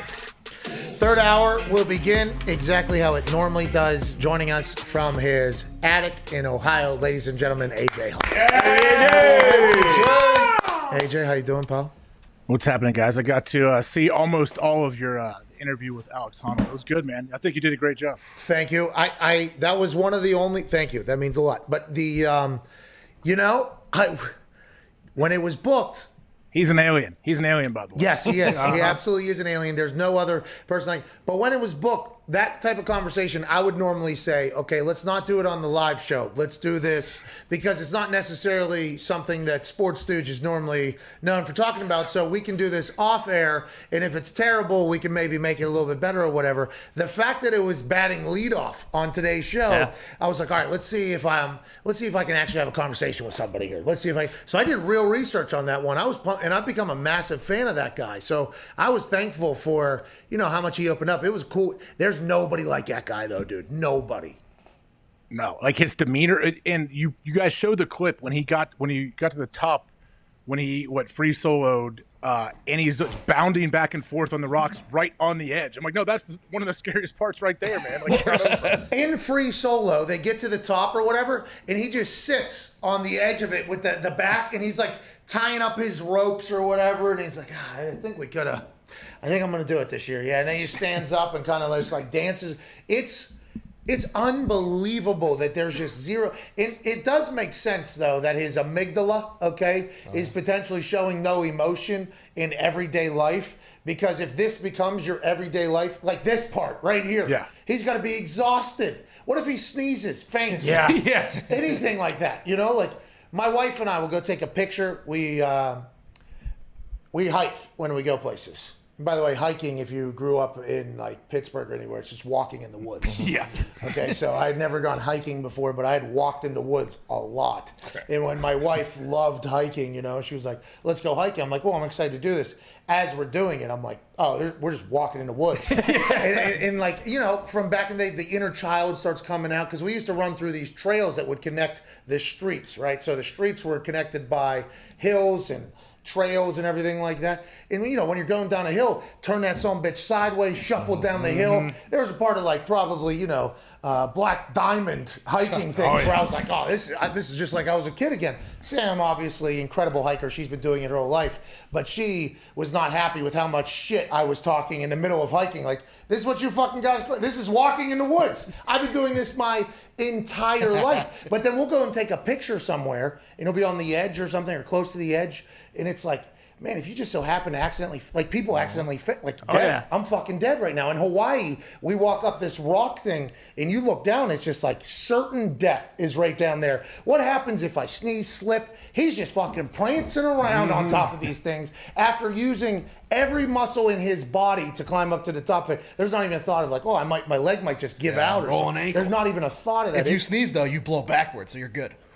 So you can't sneeze looking away. Oh, because you're saying the core is going back, but your head, though, by the way, is very smack it off the rock and see you later. He's a wild man, though. I love talking to him, though. I did enjoy it.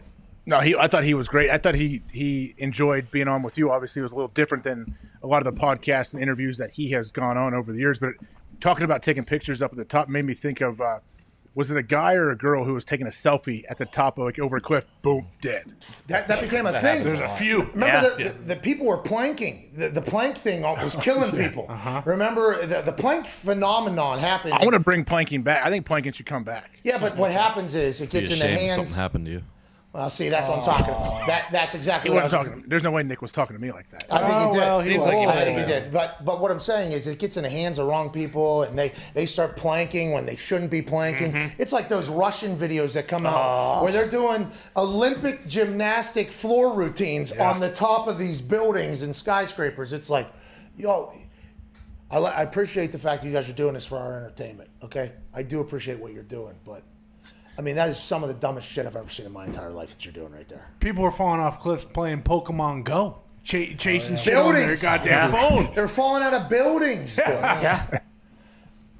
Saw some offensive linemen doing it. I said it before. I knew we were fucked. 2-14. I knew we were fucked. That was like a weird craze for a little bit. What was it? Were they like scavenger hunts on what? Yeah, so you had these apps, I think, where you had to go and you would like throw fake balls at things that would pop up in virtual reality or whatever. And I only know that because guys were showing up almost late to meetings in training camp that were pretty vital to our success, and they were coming in like celebrating, and there was like a whisper like, oh, I just got a goddamn Pikachu outside. And I'm like, we are fucked, dude. This is what we're worried about right now. But that became a real thing. Those were a big deal, but yeah, people were falling off buildings. I would assume though, on top of buildings, you'd get real Charizard up there. Rare Pokemon. Yeah, you could not get anywhere else. You know what I mean? Could you imagine the Charizards that Alex Honnold could probably get on the side of those cliffs? I couldn't even imagine those Pokemons hiding on that granite. I assume Charizard is from the Pokemon game. Well, I gave a go for both there. I said Pikachu and Charizard. I know one of them is correct. Okay, good. The Zard.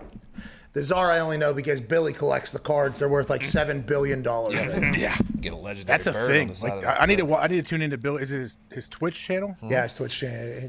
It's Billy opening cards. Dude. I listened to an adult on a podcast talk about it for 20 minutes, like their love of like Magic the Gathering cards, and they would open them and they trade them and buy them and spend a bunch of money. Like I didn't understand. Bro, I'm going on a card show at 440, I think. Let's go. What do you mean? I don't know. I was asked to go on a show. It's about NFTs and cards and everything. Oh, I'm going on live at 440, and I'm pumped to be a part of it. But yeah, that is the coverage of the card business is starting to become its own business. I mean, it is really growing right now, especially with these NFTs. I mean, is it Gary's? No, Gary did say that we should get into cards years ago, though. Years. And he needs to make an NFT of him hacking the shit out of that guy on the basketball court. Now, did you see that video, AJ? Gary V? Yeah, he got his shit swatted on one end, and then he was coming back to play good defense. Didn't get a chance to slap the floor, but he was chasing down a transition layup, basically. And he said, no easy buckets. And he fouled the shit out of this guy. And it got on the internet or whatever. And I think it was pretty nice that the guy didn't turn around and punch him right in the fucking mouth, which has happened on a basketball court. But that's going to be an NFT at some point, I'd assume, and be worth a lot of money. Gronk had a couple $1 million raised for a foundation with his NFTs. I think Mahomes is getting involved in it. I would assume, I think Logan Paul and Jake Paul had a couple that were out there. Bill bought a bunch of them. Everybody's going to get into this game, AJ. It's becoming a real thing, I think. What was the going back to this Gary V situation where he fouls the guy from behind in a pickup game, probably in a rec center somewhere. You have seen it. Yeah. You have seen No, it. I honestly have not seen it because when you started to tell me, hey, Gary, whatever happens, and he chases a guy down and hacks him like that, I was like, oh, so he got in a fight. I assume the guy. Yeah. That's what we thought too. That guy just blocked him as well. He blocked his three-point shot. And then he fouled him. Yeah, and then retaliation, actually. And by the way, that is normally potential calls for a potential little bit of a skirmish there, but. And then you yell, no blood, no foul. Well, the video, you do yell that, no blood, no foul. The video cut off there. Was there? Did we see if there was potential? There was a hug. There was a bro hug. Yeah, I mean, I think the guy was probably like, do I want to like fucking just knock Gary V's teeth out right now? No, I'll just eat his fucking lunch on the court for the next 25 minutes and be by the done way, with it. that kid probably listened to some Gary V videos to get to where he is in the basketball game, where he's swatting the shit out of Gary V and then getting fouled to hell and back by Gary V. So there's probably a little respect there, a little what giveth, taketh away type situation. Especially just because the next time down the court, Gary V came off a screen and he pulled up like J.J. Redick. Did he? Oh, dropped At the Duke? three in this guy's eye. Like J.J. Redick at Duke? At Duke, at high school, the way he is on the Pelicans. I mean, he pulled up like J.J. in his prime. Now, I want to let you know, J.J. Redick is awesome. I think there was a string of – I love him as a basketball player. He was in college whenever I was in college. Loved everything about J.J. Redick. The free throws never, ever missing, and the threes were basically a free throw for him. He would get the ball in college, and it was going in. It was going in no matter what. His transition, obviously, into the NBA has been fantastic, and he's starting to get wet or whatever. But I remember those Duke days where JJ was just, it was a nonstop flamethrower from JJ Redick for like, 3-4 years or whatever. And you're a Duke basketball fan, aren't you? That had to be a great time there. Oh, yeah, and that's why he was like, the Duke he was like the most hated guy for those couple years at Duke from other people's fans, because he would go back at, like, if you remember, he would talk trash to the other team's fans in their student section. Because you're right, like it seemed like he never missed. Ever. And those Cameron crazies go up behind. He's one of us.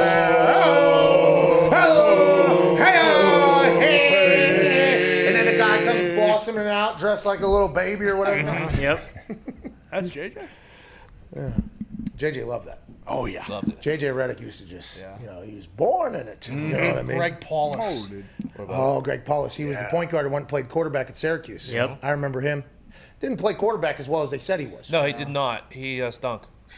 Whoa. No, he still started. He started for Syracuse after he hadn't played. Doesn't mean he was played good, college right? for 4 years basketball, right? Yeah, is he the only guy to start for Duke and play quarterback in NCAA? I would assume. Yeah. So we should give it a little bit of love for that. But I remember whenever they talk, like McBride, for instance, on the West Virginia Mountaineers team, they talk about him as a high school quarterback. They're like, hey, this guy. There's a lot of point guards where they say, hey, this guy can. Allen Iverson. Yeah. It is a known thing that he probably could have done both if he really wanted to. And Allen Iverson is, next level. But the amount of point guards in college that they say this guy could have been D1 quarterback, I'm always like, interesting. That's very interesting to think that, because I like the fact that they're choosing basketball because they love it more and maybe what their business is. But then we got to see it happen, actually. And it didn't go anywhere near what I thought commentators have been saying for years and years and years. I'm like, maybe it's a little bit more difficult just to be a college quarterback than it is to be a high school quarterback. Maybe, I'm not 100% sure, but maybe that's a little bit of a difference there.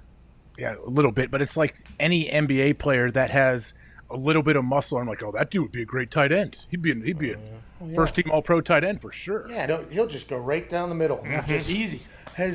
For sure he'd be. Now, listen, if they were doing – LeBron James would have been incredible in the NFL, okay? I'm not somebody that you're going to catch saying that I don't think LeBron James could go to the NFL. I think those people have no idea what they're talking about. But LeBron James, I think he would have had to been molded physically, emotionally, mentally to be in the NFL because he's going to take massive shots with how big he is. Now, he's the size of a tackle that they would line up at either wide receiver or whatever. He's going to take big shots there. Not saying his body couldn't have adjusted to that, but just the automatic transition right from one to the other. I don't know if that's... Didn't Draymond try at Michigan State? Well, Antonio Gates did it right. He goes fresh out of Kent State and does it. And then Eric Swoop, the guy that I threw a ball to on Thanksgiving, he was also a basketball player. I didn't believe that has happened. But I'm just talking, people just act as if it's just like an easy thing to do. What Zito's, have you seen the footage of when Draymond, I think he got put in for a few plays in the spring game. Yeah, that was for like a gimmick. Was it all gimmick? He just wanted to do it, so they threw him in for the spring game. What position? He played tight end. Yeah, and they split him out Bro, wide. if I wanted to play, if I was Draymond, I could do whatever I want. Yeah. I am not picking tight Quarterback. end. No. Let me get under center. Yeah. Give me the ball. Playing quarterback. Or put me out at, why not? Why? Like, get me out there. They did put him out there, and he got jammed up real Very good. Hey, by the way, that corner or whoever was on him, maybe a linebacker went out with him or whatever. In their eyes, too, this is like okay. Oh, you think this is so that come my world. That jam, I assume, was a little bit different. That's exactly what it was. Yeah, I assume. Well, and Paulus, he didn't play quarterback until he was done at Duke. Like, there's no possible way you could start at quarterback for like a Power 5 school and then be the starting point guard. Would be dope if you did that. Yeah. I would like to see it. I would really like to see it, but I think it's a lot more difficult than all those commentators make it. This guy, incredible quarterback, could have played at Alabama. It's like, Is that right? Okay, dude. Can we fucking relax here? Just act like how easy it is. I get it that they are freak athletes, but it is a very different. And it seems like every point guard has that say because you have to be obviously incredibly athletic. You got to have good vision. You got to be very smart. All the intangibles to be a quarterback. But there is a lot, I think, of just ridiculous hype thrown out there. Like no problem at all. You're fucking relax here. Fun fact: Greg Paulus' college head coach for Syracuse was Doug Marrone. Well, and that's the thing about Doug. He's going to bring the best out of his players. That's right. They went 1-6 in conference that year. Hey, he's back in Alabama. By the way. Look out. He's back in college. We're forgetting the best player, Doug Nicky is? Shipley. Yeah, Doug, I think him and Billy O'Brien are down there in Alabama, I do believe. Mm-hmm. It's like Nick Saban said, come on in, we'll remold this whole terrible image you guys got. It's going to be Gase, too, for a little. Come on, it was either Gase or Bill O'Brien. Bill O'Brien got the lead in there because that Sports Illustrated article laid some things out that said maybe it wasn't completely Bill O'Brien's fault.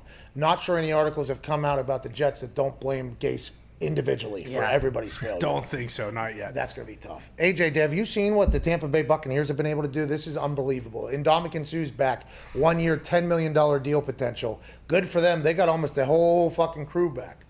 And Dominican, that 1 year, $10 million. Isn't it $9 million guaranteed? Like it's a real contract. Yeah, at this stage of the game, I have no idea how they still have that amount of money to give away. It's what Mike Greenberg down there, as a salary cap guy with the Tampa Bay Buccaneers and Light and Bruce Arians, them piecing this thing together. It's a puzzle. Them figuring out how to do it. You got to commend them. It's just like the Chiefs. It's just like the other teams that are loading up. But the reigning Super Bowl champions, with a lot of potential free agents, being able to keep everybody on their team is a massive feat in of itself that should be celebrated. And Mike Greenberg down there will never ever get talked about again, basically. But he's setting the standard now, potentially, for a lot of teams' blueprints going forward. Well, just look at the top four names: Godwin, Levante David, Shaq Barrett, and Gronk. Like, those are the top four I feel like they had to get. Like they wanted to get if they wanted to try to make another run at this thing. The fact that you're able to get them and Ndamukong Suh. Yeah, you extended Tom Brady. Jeez, I mean, do they need AB and Fournette at this point? So I think they gave Lombardi Lenny go find out what it's worth, and then we'll talk to you afterwards or whatever.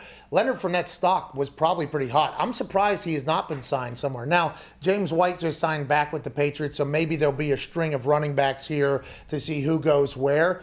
But I was very surprised that nobody was really going to get Fournette because those last, 4 weeks of the season or whatever, he was playing better than we've ever seen him. He looked like the guy that we all thought he was going to be coming out of LSU. It was unbelievable. Just won a Super Bowl. I thought he's potentially going to get a deal. Maybe he'll come back on a 1 year thing and run it back again with them or go for two. I'm sorry, that's Kansas City shit. We ain't doing that, says Bruce Arians. But Antonio Brown, I wonder how that situation's working as well. Yeah, are there a bunch of other teams coming after Antonio Brown? And he's trying to figure out, hey, do I want to maybe take a little less to go to Tampa Bay or somewhere else? You know, you can't believe anything that you read because somebody just reported that there's no market outside of Indianapolis for T.Y. Hilton. Okay, somebody tweeted that. I forget who it was, but it was tweeted out by somebody.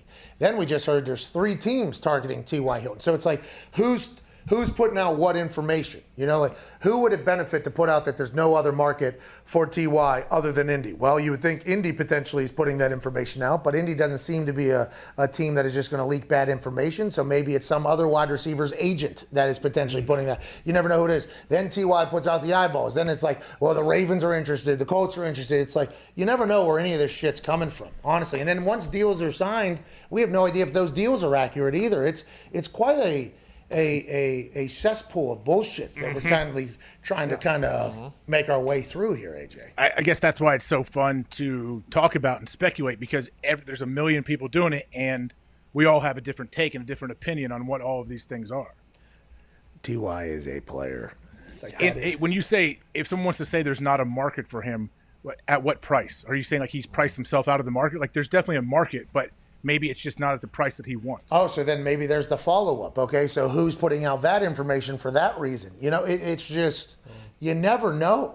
Because maybe that's another team that is interested, but at the price they want T.Y. to come down, so they're saying no other teams. I mean, it's just, you never know. And by the way, Trent Dilfer said, we are a target for misinformation. True. This show right here. You know those dumbasses that have to go live for 3 hours every single day and talk about this? Let's get them to fucking jump on something every single day. We appreciate that. Let's get to a break. On the other side, we got not Leonard Fournette, LeGarrette Blount. Yeah. LeGarrette Blount, great conversation. He has a company. What's it called? We looked it up. Boys in the back have it. LG feels good. Feel good. LG Feel Good? Yeah. LG's feel good. LG's Feel Good. I mean, we got it there. Yeah. I think it's CBD stuff. I think he's got his own business. It looks good. Now, I'm a big CBD MD guy, but I like the fact that he is an entrepreneur. He's making moves. We'll talk to him about the Patriots. We'll talk to him about James White, who he's tight with. We'll talk to him about his business. We'll talk to him about life. LeGarrette Blount joins us on the other side. This is the Pat McAfee Show, Wednesday, March 24th, 2021.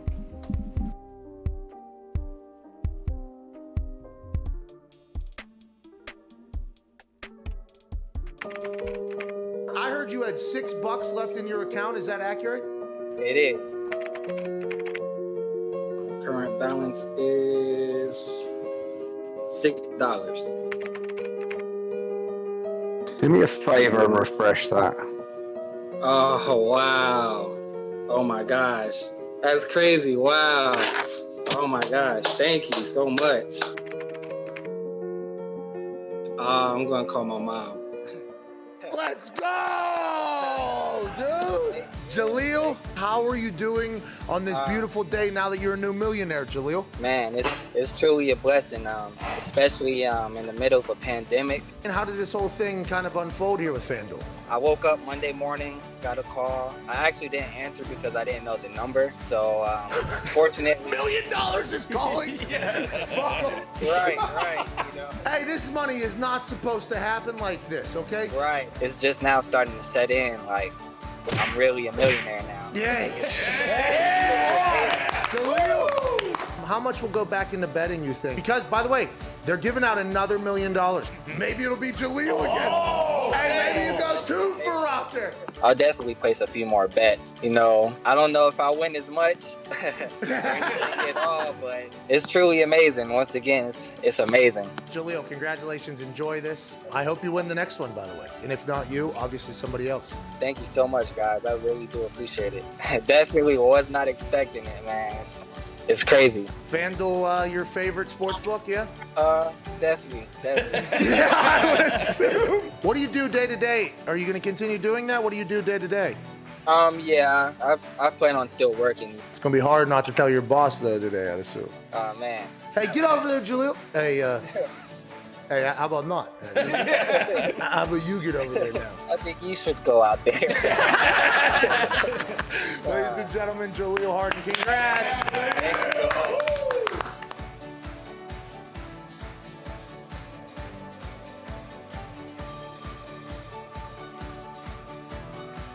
Pretty big breaking news. Oh, no. What's that? Oh, he got got. Oh, he got got. He got got. Oh, shit. Oh, shit. Tony. Gordon Scheffler.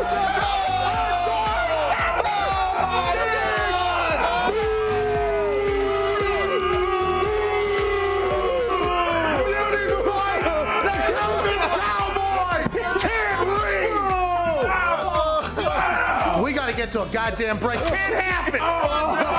Can't win with it. Everything I just said was wrong. It would have been cool though if it was. Yeah, it would have been cool, wouldn't it? Diggs just got a darn Schefter. Oh my It was God. at Ultra Weed Hater.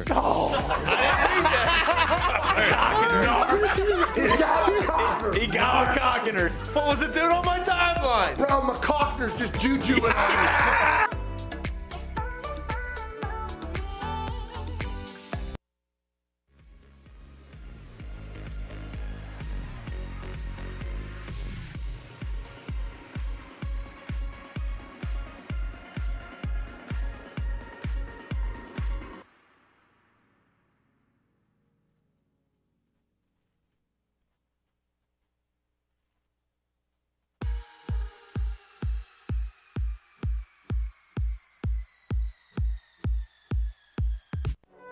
Every day is game day for these guys. It's showtime on the Pat McAfee Show. People go through many changes as we get older. For men, one of these less fortunate changes is that testosterone production begins to naturally decline in the body. For most men, it begins at around the age of 30, and testosterone production declines by roughly 1% per year. That's not good. Yeah. It's just like yodel the other way. Yeah. Yodel. It's the other side. You don't want that happening because testosterone is, it helps you out with strength. It helps you out with your energy. Oh, yeah. It helps you out with focus, recovery. Yeah. Testosterone, as we get older here and learn about, me in particular, somebody who potentially does vitamins that could affect that whole thing. Testosterone is a vital piece to your entire body's makeup to make you live your absolute best life. And now studies are saying, and scientifically backed research is saying, at the age of 30, it's dropping. And Roman was like, hey, we got you, pal. Let's go. Roman's testosterone supplement is for anyone who wants to support their own body's natural function. They formulated their own blend with transparent and scientifically backed ingredients.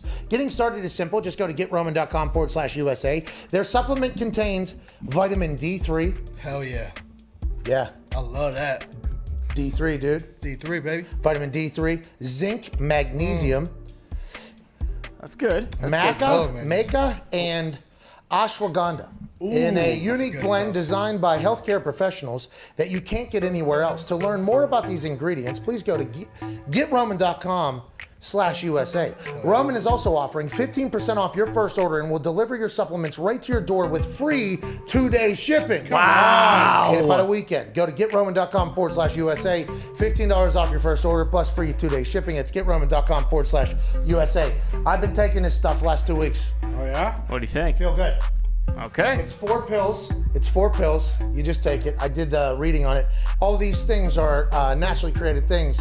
I guess that all, when they come together, it does scientifically back. Backed by science. The research says, GetRoman.com/USA. Look for me to be, all the way back. And we can drink Mountain Dew again. Like I'm 28 years old again. Okay. You know what I mean? Thank you, Yeah, Roman. a couple days ago, shout out Roman. GetRoman.com/USA. They also have hair stuff, stuff for you to have longer sex. Roman swipes, which, kind of, I don't want to say numbs the feeling of still, but makes you last longer in bed and does not transfer to your partner. So you got a little tag team partner in your pocket from Roman. Roman's really trying to help out dudes to be the best you possible. Shout out to Roman. AJ, what's going on, dude? Yeah, shout out to Roman. Sounds like they have everything. They do. Damn near. We've called LeGarrette Blount a couple times. They're a men's health brand. He has not answered. I thought that read was going a bit long. Yeah, well, good call. All right, good read. You got a good read on the show. There was a little commotion behind the glass over there. I'm like, all right, let's figure it out. And then Foxy did that Yankees fan that just does the thumbs down. That's what Foxy does from behind the glass. Because at some point I look over, what's going on back there, and Foxy just says, demonstrative as possible, can let me know everything's fucking bad right now, pal. With a big thumbs down. That's how it works. Confident we'll get him. What's that? Confident we'll get him. Oh, Diggs has been in contact with the booker. I think he's in the bathroom right now. They talked to him an hour ago and said he was ready to go. So. Okay. I mean, Quick things potty happen break. too, by the way. Let's get to some phone calls. Let's go to Alec in Alabama. Hey, roll Tide. Roll Tide. How's it going, Pat and the boys? Hey, I like that a lot, Alec. What do you want to talk about? So the Chicago Bears are a dumpster fire of an organization right now. Why you say that? Because they And, don't? What was that? Are you making fun of his red hair? That's really... Come on. Not even Andy Dalton. They cut Kyle Fuller. They're letting Akeem Hicks Got seek better a corner, trade. huh? Are we in such a rebuild stage here? It does feel like there's a potential rebuild, but also on the side of the rebuild, on the other side of the rebuild is probably a new organization too. New coach, new GM. So I can understand how you think it's potentially a dumpster fire, but I want to let you know this show believes Andy Dalton's going to win some games. Yeah. Andy Dalton is an upgrade in my eyes, over Mitchell Trubisky and Nick Foles from last season. Now, Mitchell Trubisky a couple years ago, I think he was potentially on the yodely path to be great. That took obviously a big fall. Was it Nagy's fault? Was it Mitchell Trubisky's fault or whatever? I think Andy Dalton will be quite an upgrade over the play that they had last season. Now, the issue, we said this yesterday, Andy Dalton is being compared to Russell Wilson somehow because he was allegedly potentially going to be a Bear. Now he's not. So I could see how Bears fans are a little bit heartbroken, especially with the Fuller move and the other stuff going on in there. Well, don't you think it's tough if you're Nagy and that coaching staff? That the team looks like, especially the offense, is in the middle of a rebuild, but your coaching staff is on what looks like the last year if they don't find a way to win. Yeah, we need to win. Big prove-it year. Right now. Immediately. Right now. We need to figure this out. We just picked up Damian, baby. Joining us now, and Bears fans are optimistic as well. Let's not act like just the negative is happening like Alec down in Alabama. Zito is very optimistic. He's actually printing Andy Dalton shirts off like they are pancakes right now. It's an awesome thing. Joining us, ladies and gentlemen, is a man who's a 3-time Super Bowl champion. Had the most amount of rushing touchdowns in the NFL in 2016. Has recently retired. Also entrepreneur now. Legend in the game, ladies and gentlemen, LeGarrette Blount. Let's go, man. How are you? I'm good, man. Appreciate you guys for having me, man. Hey, no problem. Always a pleasure. Hey, the pleasure is always ours. You're a great conversation. I want to talk about you getting into the entrepreneur world, LG's Feel Good. I am so pumped for you. I love whenever players start businesses, they start investing in it, start making plays, start making moves. Tell me how you got into this, why you got into it, and then we're going to talk about NFL, Patriots, James White, and all that. But I do want to hear about the business, and I'm super pumped for you. So, this is it's the new business I started.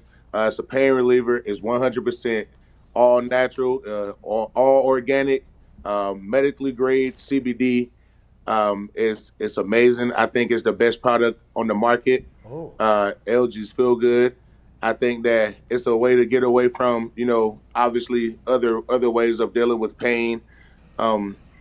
It helps you out as far as working out. I have patches. I have a balm. I have a roller ball. And I've sent it to a lot of professional athletes. I've sent it to, Gurley. I've sent it to Sproles, Deion Lewis, and, I've even sent some to Donnie Wahlberg, man. So, and I gave some to Dana White. Obviously I got a chance to go up there and do the UFC event, UFC 259. With my dog Israel. He lost the fight, but that's still my guy, though. Hey, so your guy. By the way, he's still one of the greatest athletes walking the earth at the moment. I assume he's going to bounce back. He also said, hey, people think I'm going to lose my confidence. I'm not going to lose my confidence because of this. Here's the website. Here's you. I mean, this is awesome that you're getting involved in this thing. Was it an investment? Did you have to make an investment? Adam Snyder, Aaron Dobson, they were all on board with helping with the photo shoots and everything, man. They've been really, really helpful throughout the whole process. Nice. Everybody's been really helpful and supportive throughout the process and spreading the word. I'm excited, man. I want to send you some, man. I got you. Oh, hey, listen, I want to let you know, CBDMD is a company that has my heart. They created something that put me to sleep. But I'll tell you what, I don't know if you said bong or balm, but if it's a bong, I'm in. And also, if it's a balm, I like the thought of that as well. I like what you're doing over there, bro. Balm, BALM. Oh, okay. I didn't know if I was potentially. But I'm trying to stay away from that because I got professional athletes in this. You know what I'm saying? Yeah, So yeah. I got some guys on the brinks of, I don't want nobody to have to deal with anything outside of CBD, man. It's a 100% CBD isolate. Let everybody know that now. Well, I hope that business explodes, and I hope maybe one day you move into the other business that's potentially involved with CBD. It just got legalized, I believe, recreational-wise in New York. So that business is going to get massive, as is the CBD business. Congratulations getting in here very early. Now, let's talk about your previous business that you used to do and do very well. The NFL right now is an interesting place, LeGarrette. I'm assuming you've been paying attention. A team that you won a lot with and know a lot about. They just re-signed James White to another deal, a 3-year deal, I believe. But Bill Belichick has been paying a lot of money to a lot of people with Robert Kraft. Could you have ever expected this? And did they call you to potentially come out of retirement? Hey, we need to bring the band back together because that's what it feels like up there. I didn't get that phone call, but I've never seen them spend this kind of money before. They've gone all out. I'm pretty sure. One of the main reasons for that was because of, how the season went last year. I think one of the big moves that they made was bringing Cam back. I think that's probably one of the biggest moves they made that a lot of people think that they shouldn't have done. I still think Cam is a tremendous player. I still think he's a tremendous talent. I think that he can take an organization or a team to new heights, if he has the weapons and if he has the opportunity and the time to prepare. So he has that all right now. And obviously, I'm always going to be a big James White fan. That's my guy. Quick, before AJ's got a question for you there. That offense, you played around the NFL a little bit, but everybody talks about the Patriot offense. It's not for some players. Like, there's some great players that have said, like, this offense I can't figure out. I think that kind of doesn't, I don't know if it's getting talked about enough with Cam. Like, second year in that offense, do you think there's a chance to see a massive jump, especially as somebody that's been there, been other places, experienced that offense? Is that going to help him immensely, you think? And that's another reason why Cam could potentially have a massive leap year this upcoming season? Oh yeah, and I think that I think that obviously the offense is complex, and some people can't get in, and some people can. Well, for a running back, it wouldn't be as complex as it would be for a receiver or a quarterback or someone like that. But I think he can make that leap. I think he has Josh McDaniels, who's in my opinion one of the best offensive coordinator minds in the game. He has him on his side. And I think Josh did a really good job of making some things on the offense cater to Cam last year to, even get him more comfortable with the offense. I think bringing back James White is a huge step. I think signing Nelson Aguilar is another huge step, along with those two tight ends who obviously Cam enjoys throwing the rock to with him being a part of, Greg Olsen's career and a couple of those guys. So, that gives him a lot more security in what he has on the field at all times. You mentioned Josh McDaniels. Like, what makes that guy so special? It's fun to watch him scheme people up. Like, when you can watch a game and see how his hand is in everything. He'll scheme up all the matchups. And do you think that guy is he waiting in line? Is he the next Bill Belichick whenever Bill steps down? I think he could potentially be the New England Patriots head coach. Okay. I don't know so much of another Bill Belichick. I think it's only one of him. I don't know if anybody will even come close to what he's done for the game, what he's done for a lot of players. Just the impact that he's made in the sport today. But as far as like Josh becoming, the next head coach and the next, guy in line, you got Steve, who's the D coordinator for them now. Great. You have obviously Josh, who's been around for a while, who's obviously had a head coaching opportunity and had an opportunity to go be a head coach again at some point. That I guess I don't really know what happened there, but I guess he turned it down or he decided not to go. Yeah, the plane. And, gave Frank the opportunity to go out there and dominate it in Indianapolis. So, I don't know what the deal is there. Obviously, he went and interviewed for the Eagles job. I think that he has the potential to have an organization like that he's been a part of for a long time to elevate him to a high level.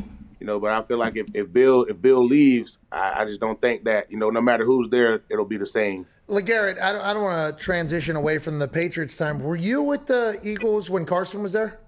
I was. That my first year there was I want to say his second year. He was drafted in 2016 or 17. Yeah, and that was the year you guys went on a run, though, right? That was you went on the Super Bowl run or whatever. And when Frank and he were together, because I talked to him last week here in studio, and he was nothing like I thought he was going to be. By the way, granted, he is just he is a country dude. Like, listen, I just want to hunt. Okay, I want to hunt. I want to go to church, and I want to play football. Right? Yeah. I ain't dealing with all this other. Yeah, that's literally what he is. It was but that Carson and Frank, and you said Frank got a chance to come out here to India. What is your big takeaway on what Frank will be able to do with Carson, getting a chance to kind of witness a lot of success with that over there in Philly? I feel like Carson, the most successful part of Carson's career has been with Frank. I think they mesh well. I think he's really receptive to the coaching. I think that he does, anything that Frank tells him and puts in front of him and tell him, like, this is what we have to do, I think he trusts it. I don't really know what happened in Philadelphia. I don't know what happened there. But as far as the coaching, I think that him and Frank are a perfect mesh. I think they're good for each other. I think that they will gain a lot of, interest from players to, coaches or whatever. As far as them working together, I think that they'll get a lot done. And I think, like I said, I think Carson is really receptive to how Frank's put things, because Frank is a real calm person. He doesn't scream, he doesn't yell. He just coaches and he stays calm at all times. So I think that really plays a role in how Carson feels and how he performs and how he reacts to it. Is Carson a dude behind the scenes? Yeah, in your eyes? Oh yeah, Yeah, are you talking about for Indy? Is he the dude? Just like a guy behind the scenes, like whenever in the locker room, he's a dude, right? Yeah. Carson, cool people. I like Carson. That's great news. I had Carson a good dude, man. He audience of one, so it's always God first, and that's for me too. But Carson ain't one of those. You ain't gonna never see him out and about. Nah, you ain't gonna never see him, doing nothing like that. But he a good dude to be around, man. He's got good energy. He's got a good spirit, man. I like him. I like him a lot. Me too. Even more so now with what you just said there, because whenever he was brought over to the Colts with a big bag, and they're like, Frank will fix it. I'm like, will he? I don't know if he will. And then there was these stories behind the scenes, and then I got to talk to him, and he literally, I think, just lives under a rock. Like, I don't think he knew that a lot of the stuff was potentially. I think he knew rumors and everything like that, but he is just like a dialed-in guy. And with what you just said, fucking pumped for Carson Wentz's era here in Indianapolis. If, like you said, people think, can Frank fix him? I think he can. I think Frank has the keys to that car. He can drive it, how fast or slow he wants to. Yeah, it's like an F450. What do you got, Connor? Yeah, LeGarrette, you were in New England when Nick Caserio and Jack Easterby were there. What was your relationship with them, and do you think they'll be able to kind of turn around the Texans organization? So, I was there. I was there with both of them. I like Nick. Nick was kind of a he was in fast motion all the time. So you don't really get to sit and talk to him or get to know him or anything, because Bill had him in motion all the time. And Jack was more like a spiritual leader type guy. So I don't know how what he did correlates to him getting that role with the Texans, but to each his own. I don't know how that came apart. But Jack is a good dude, he's a God-fearing man, and he's a family guy. He's a good dude, but I don't know how. I don't know how he made that jump. I don't know what that kind of entails. I don't know how he got into that role. But each his own. But Nick is really good at what he does. Have you seen Jack Easterby work before? Have you seen one of his sermons or anything like that? I've seen Jack preach to the choir. I've seen him give us give us our church talk, during the week and stuff. And, he was a mentor to some of the guys there, but but for the most part, he didn't. I didn't see him doing anything that what he's doing now.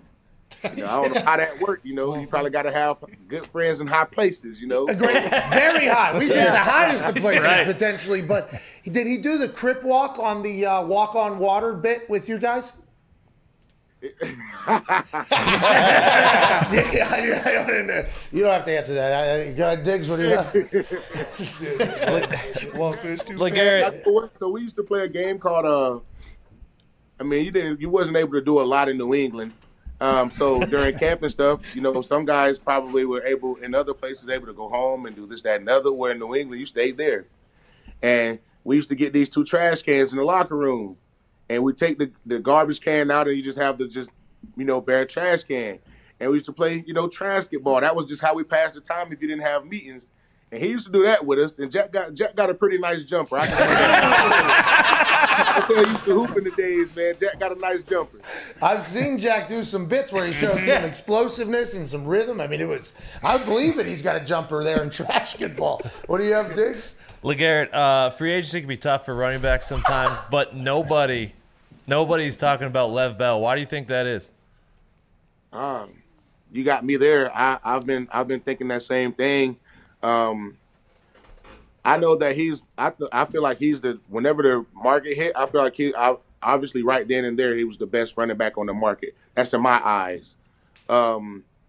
You guys have obviously seen what he can do and how dangerous he is in the pass run game. Hey, you think he lost it? You think he lost it with his style of running? How he was so patient, he had that burst and the vision. Do you think potentially it's going to be those days are behind us, or you think he still got it?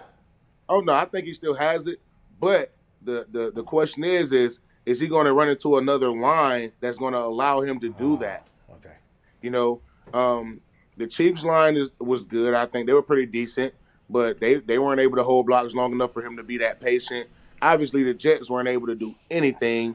And I think that a good spot for him to land at would be somewhere like the Colts. I don't know if he's a 25 to 30 carry guy anymore. But I think he'd be a nice third down change of pace kind of guy. But like I said, I think he has the potential to be, one of the nicer running backs. Granted, give him the situation of, whatever that is. The Patriots. He can go to the Patriots. I think he'd be nice there. I think he's better than Rex. I think he's better than Stoney. I think he's better than a lot of those guys. But obviously you got James White who you signed there, who I'm highly like a fan of. I'm a huge fan of James, but I think he just got to fall into the right situation to allow him to run like that and play, that way again. Garrett, going back to when you were playing for the Patriots. Oh, wait, hold on. Were you going to say another team? Who were you thinking? Get him to the Cowboys. Put that pressure on Zeke. Ooh. Maybe he'll put that pressure on Zeke because after Dak got hurt, gradually Zeke fell off. He started fumbling the football. He started getting a lot less yards. He was not as decisive in his runs. Put Le'Veon over there. That'll put a little pressure on him. That'll put a pressure on any running back because Le'Veon nice. He's not failed.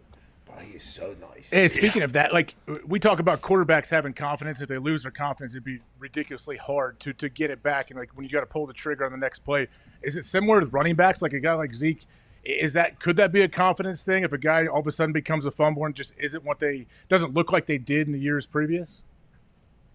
I think it can hurt your confidence. I think that you can get into a position to where in your mind only thing you're thinking about is holding on to the rock, and now you're not running it efficiently. Now you're not seeing the holes efficiently. You're not being as decisive.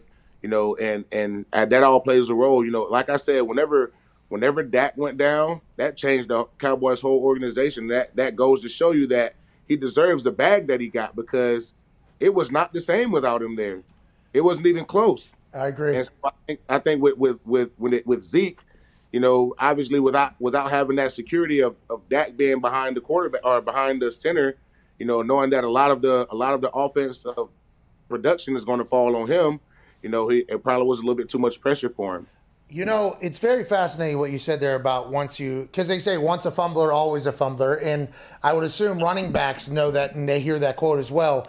And I'm happy to hear that the greatest athletes on earth feel the same way. If I was to drop a snap in practice, the next maybe 3 weeks, the only thing I'm thinking is fucking cannot drop the snap. And when you start thinking about that, by the way, you're not thinking about anything else. So whenever you start thinking about like, okay, I cannot fumble this ball, that clouds your judgment. That's how quick you are. That everything can kind of go into that. So it throws the whole synchronization off. Yeah, agreed. It throws the other thing off. Like you're always a second too late here, or a split second too late there, or I might have missed this hole. And obviously in the NFL, whenever it comes to that, if you miss a hole in the NFL, whereas as in college, you could probably miss the hole, run back across again, the hole's still gonna be there.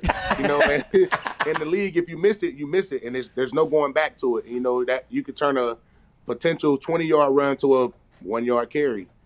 All because you're thinking about making sure I can hold on to the ball, or making sure I don't bobble the handoff from the quarterback, or making sure I'm conscious of if somebody runs behind me, they're going to poke it out or something like that. Hey, I was big on the strip from the backside there. Catch me in a basketball court. I see you. Hey, in the basketball court, I'm doing the same thing, by the way. Oh, yeah. That's like your way of showing that you're giving some effort. You know what I mean? Like, I'm trying. You know what I mean? I'm trying my best. Huh? Can you hoop? Come on, dude. What do you think this is? Yeah. I'm a white guy that lives in Indiana, all right? It is wet, but it is wet out here. I don't know how I'd fare against Jack Easterby in basketball, but I think I'm taking him underneath if I have to, if I've seen his belt buckle performance before. But, yeah, we got to get you. Hey, every time I talk to you, I enjoy it, man. We got to get you out here. We appreciate you so much.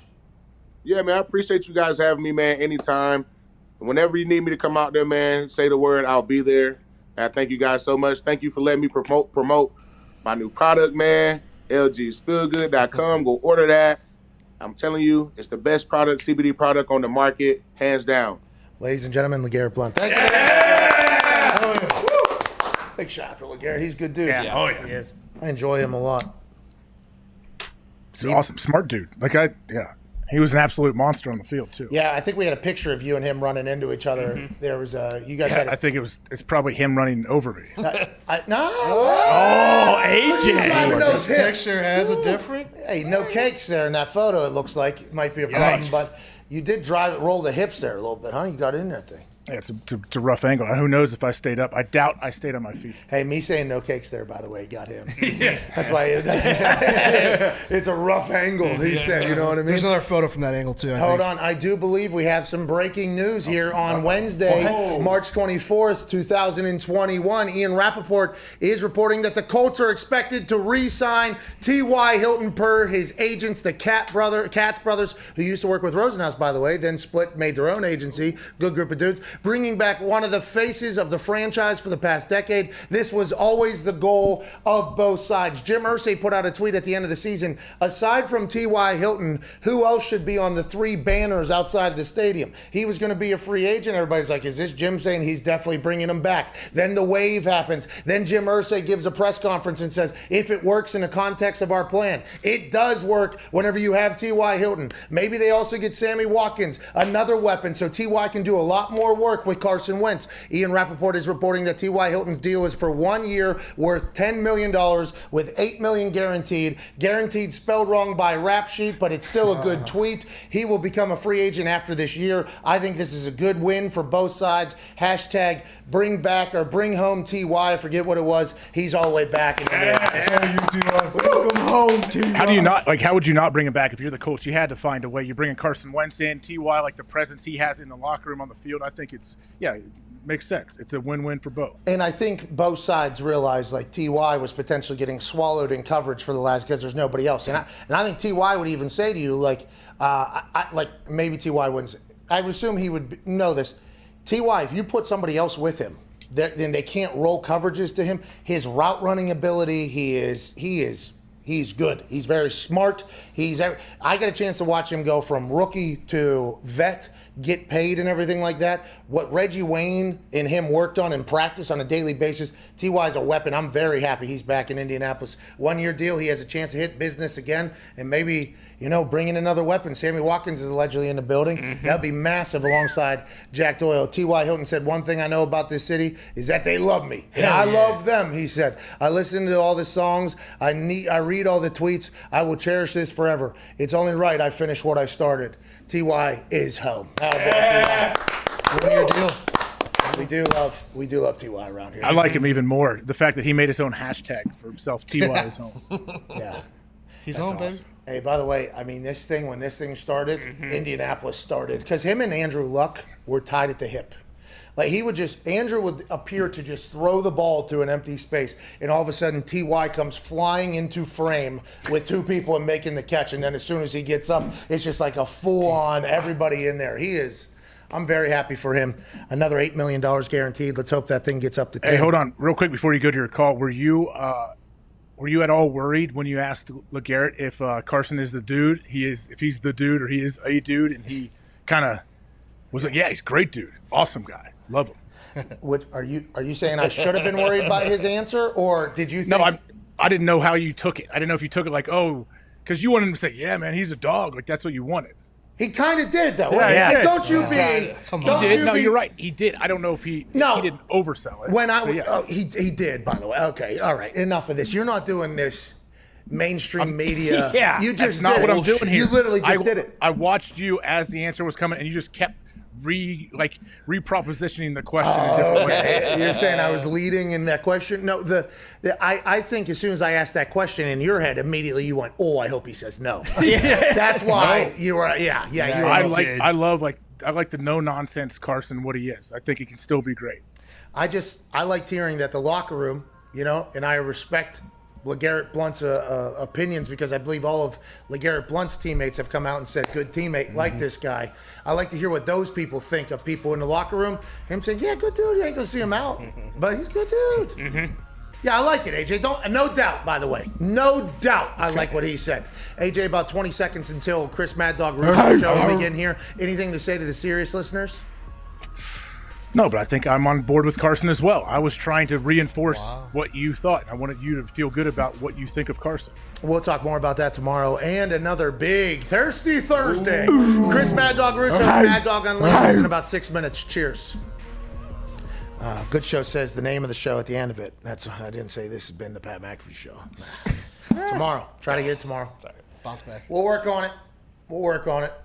Are you full just tank tops all the time now? The weather's turned a little bit. Oh, it's nice. Oh, I just.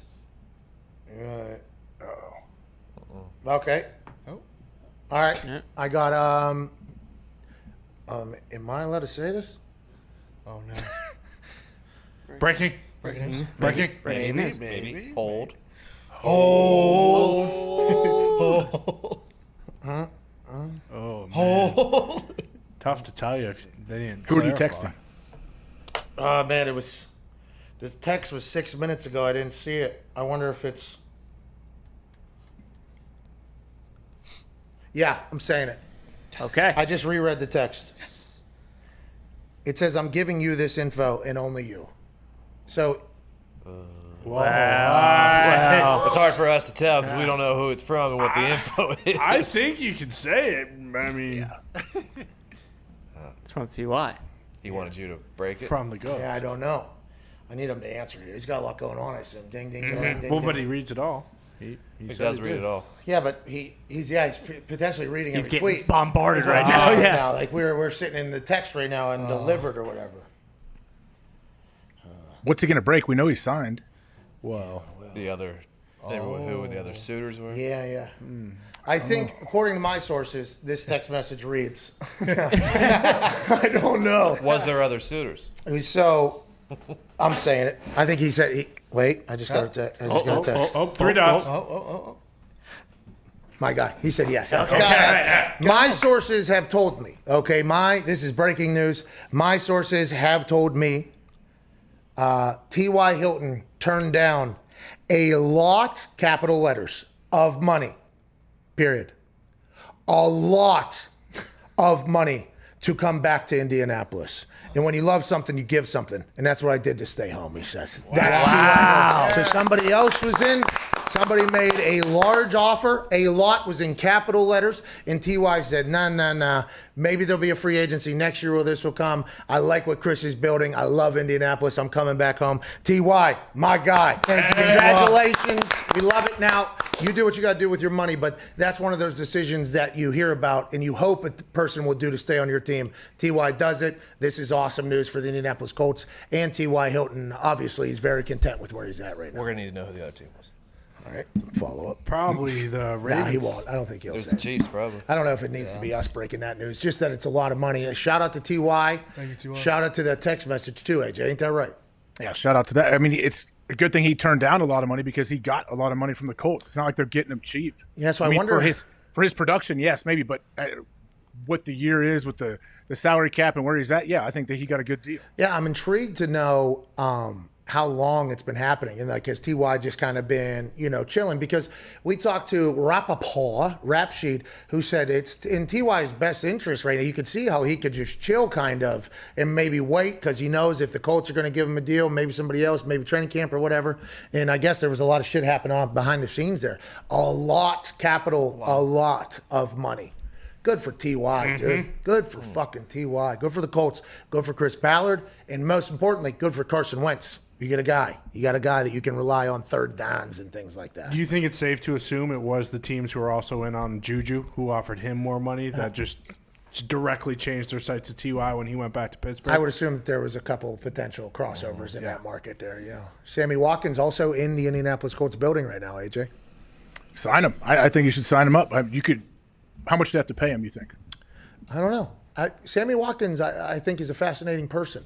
I think Sammy Watkins is a fascinating person. I think football is something he obviously enjoys and loves, but I think there's a lot of other things that potentially factor into it. Just out of listening to him speak about things, I think he's a very open-minded person, which I have a lot of respect for. But boy, you bring him onto this Colts team. You got Carson, you got Sammy, you got T.Y., Jack Doyle, Jonathan Taylor, Marlon Mack, a great offensive line, and Michael Pittman, fresh off a 150-yard season. Hell yeah. Naheem Hines, I completely forgot. Put him in the slot, by the way. Pittman also had one touchdown, too. Oh, yeah, I forgot. I had one touchdown coming off. Michael Pittman. Big year. So there's and like Chris Ballard has proven that he drafts well, and this is the team before they even have a draft. Like they can count on maybe one or two rookies to play a huge role too. Yeah, because he does draft well. You're right. Every single year, there's some rookie that's potentially up for either defensive, offensive rookie of the year out of the Chris Ballard drafts. So that is a very valid point there. But with that happening, you know what else comes is massive contracts on the horizon that you have to think about. Connor actually said this a couple weeks ago. He said, when you think of drafting, you don't have to worry about big contracts coming up in a couple years. He was using that as a sell for why Bill Belichick chooses to be bad in the drafts because he doesn't have to worry about future payment. But it feels like the nucleus of this Colts team is here already, and they're going to have to build. And I assume at some point Chris Ballard's going to have to do what Greenberg's doing down in Tampa and Veach has done in Kansas City and slide some numbers around. But they got a lot of money. They bring back T.Y. Can't wait to see what else he does. Oh, Chris Ballard. So who do they target in the first round of the draft? Do they have like a glaring need somewhere? We need a tackle, right? They traded for the guy from the Chargers. Yeah. Okay. Well, he started. Okay. Well, there you go. Are you sold? Are they 100% sold on him? Has it come out? Well, either way, he's better than a rugby player, so Carson's still getting an upgrade out there. Yeah, you're right. True. Yeah, right. That's who the Eagles had, I think, at one point, a rugby player, a rower, a coxswain, kind of protecting them the whole time. A coxswain? Is that a person who yells the instructions to the crew team? I do believe they are the...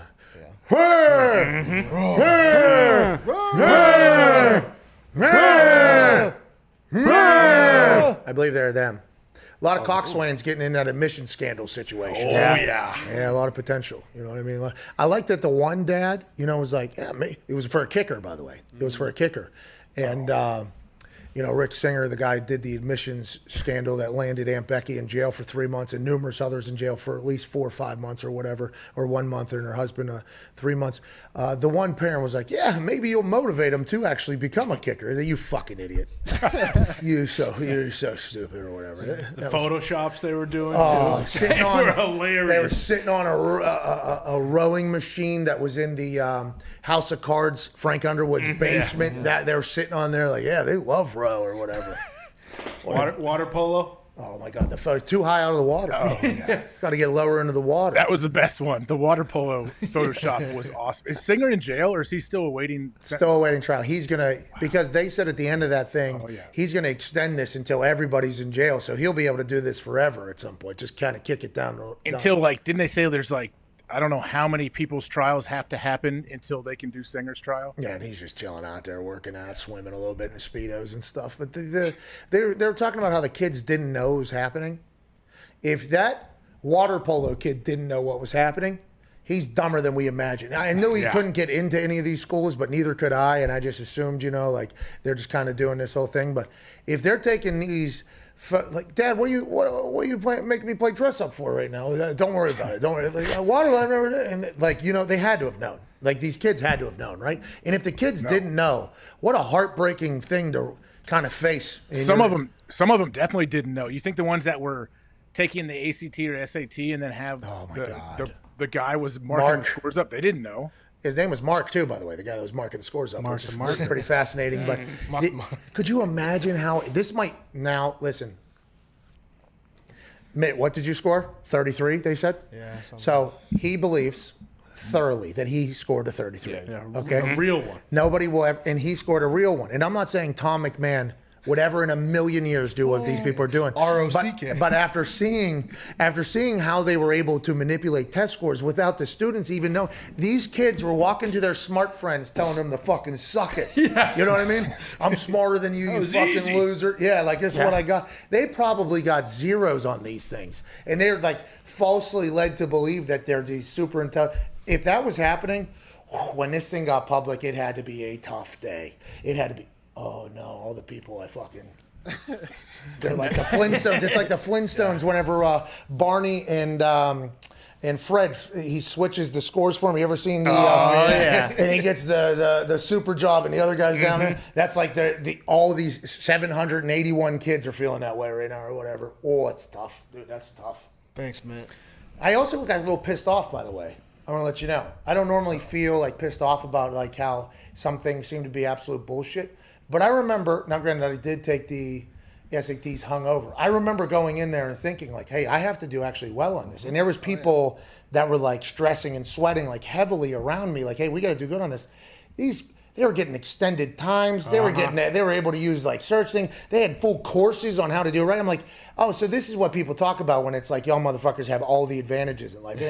Our school, it wasn't like anybody was getting a 34, 35, or 36. We weren't taking the ACT, but it wasn't like, hey, you were going to train for the SAT. These fucking rich kids have been doing that for a long time. And then the rich parents make that a precedent to get into a place. So it's like, it's almost, that was one thing that did kind of be like, the whole system. That's the whole fucked system up. is rigged. That's fucked up. Like, you know what I mean? Now listen, there's a lot of things that are completely bullshit and bias. Okay, I agree. But that was the first one that I could really remember. Like my friends that weren't like going. I was thinking about that test and like dying and trying to learn how to use the T9 with a friend from down the street that took the SAT last year or whatever. It's like, get the fuck out of here. I think that is the overall thing that everybody got from this admission scandal thing. It's like, you guys are the worst up there. Well, didn't you hear like the legit Singer guys, the people that were on the documentary and they're talking, who actually do like all the test prep legally and do the things that whatever, like they even said like the whole system is messed up. We put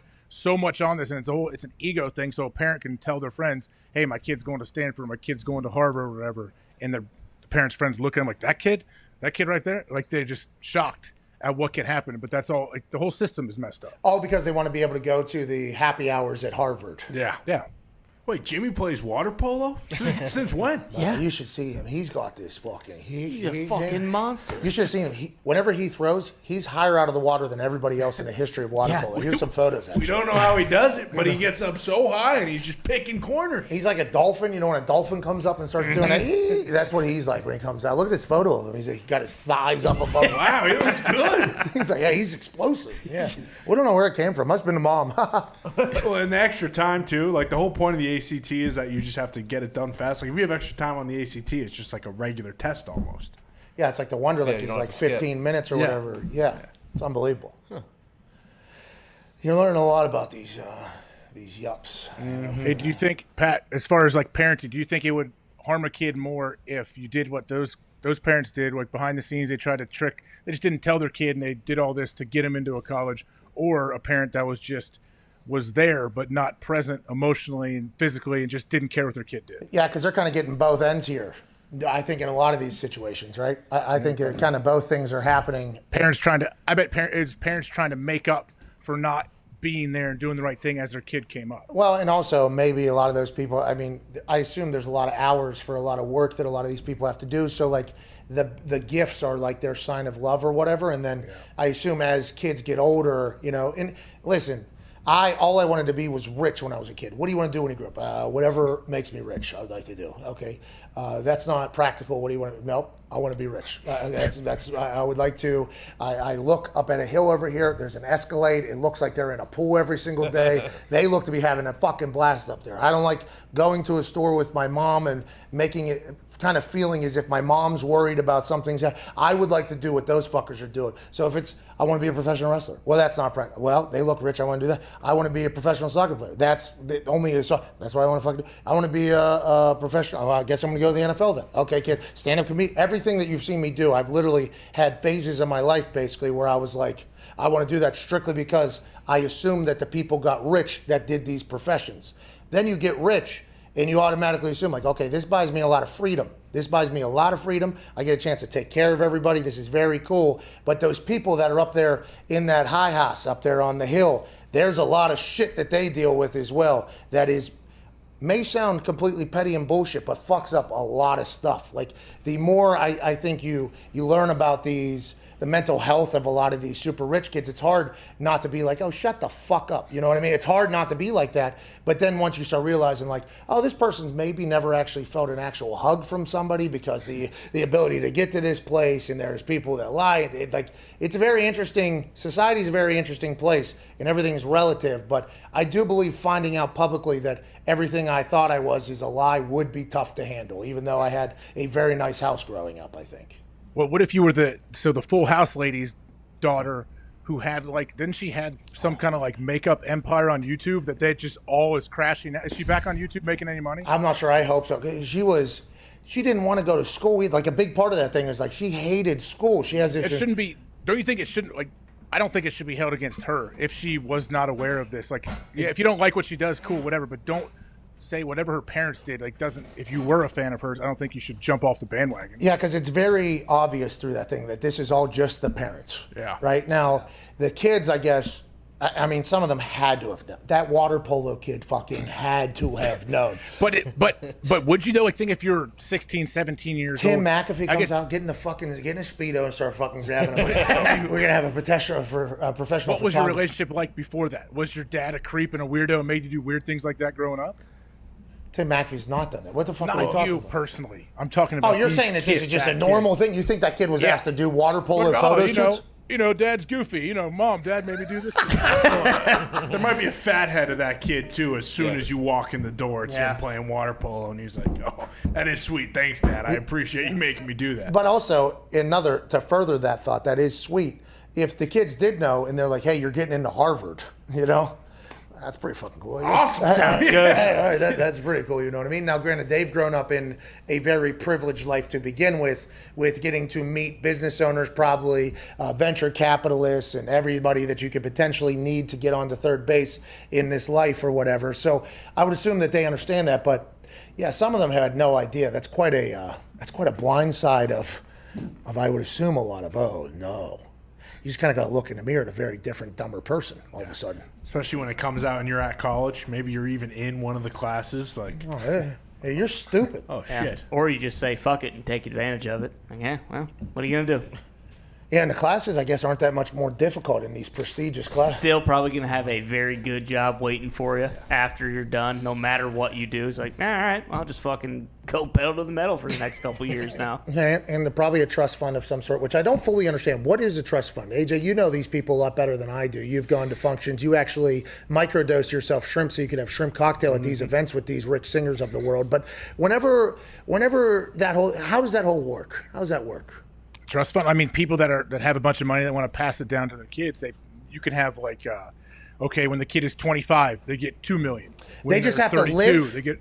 Yep. What's that? They just have to live until, for instance, you can put whatever you want. I've heard people that have put into, like, if it's their daughter, if she gets married, she gets an extra money, or like different things like that. or graduate college, I would assume, is potentially one of them, right? That stuff should, yeah. Like, or like, hey, you can't Not touch until anything you- until you at least graduate college, and then we'll start to give you a little bit. Which is interesting because now the parent that wants to give that trust fund to the child is now forcing their way into college so that they can get the allowance of money that they get for graduating college potentially. Wow, one big fraudulent fucking bullshit scam.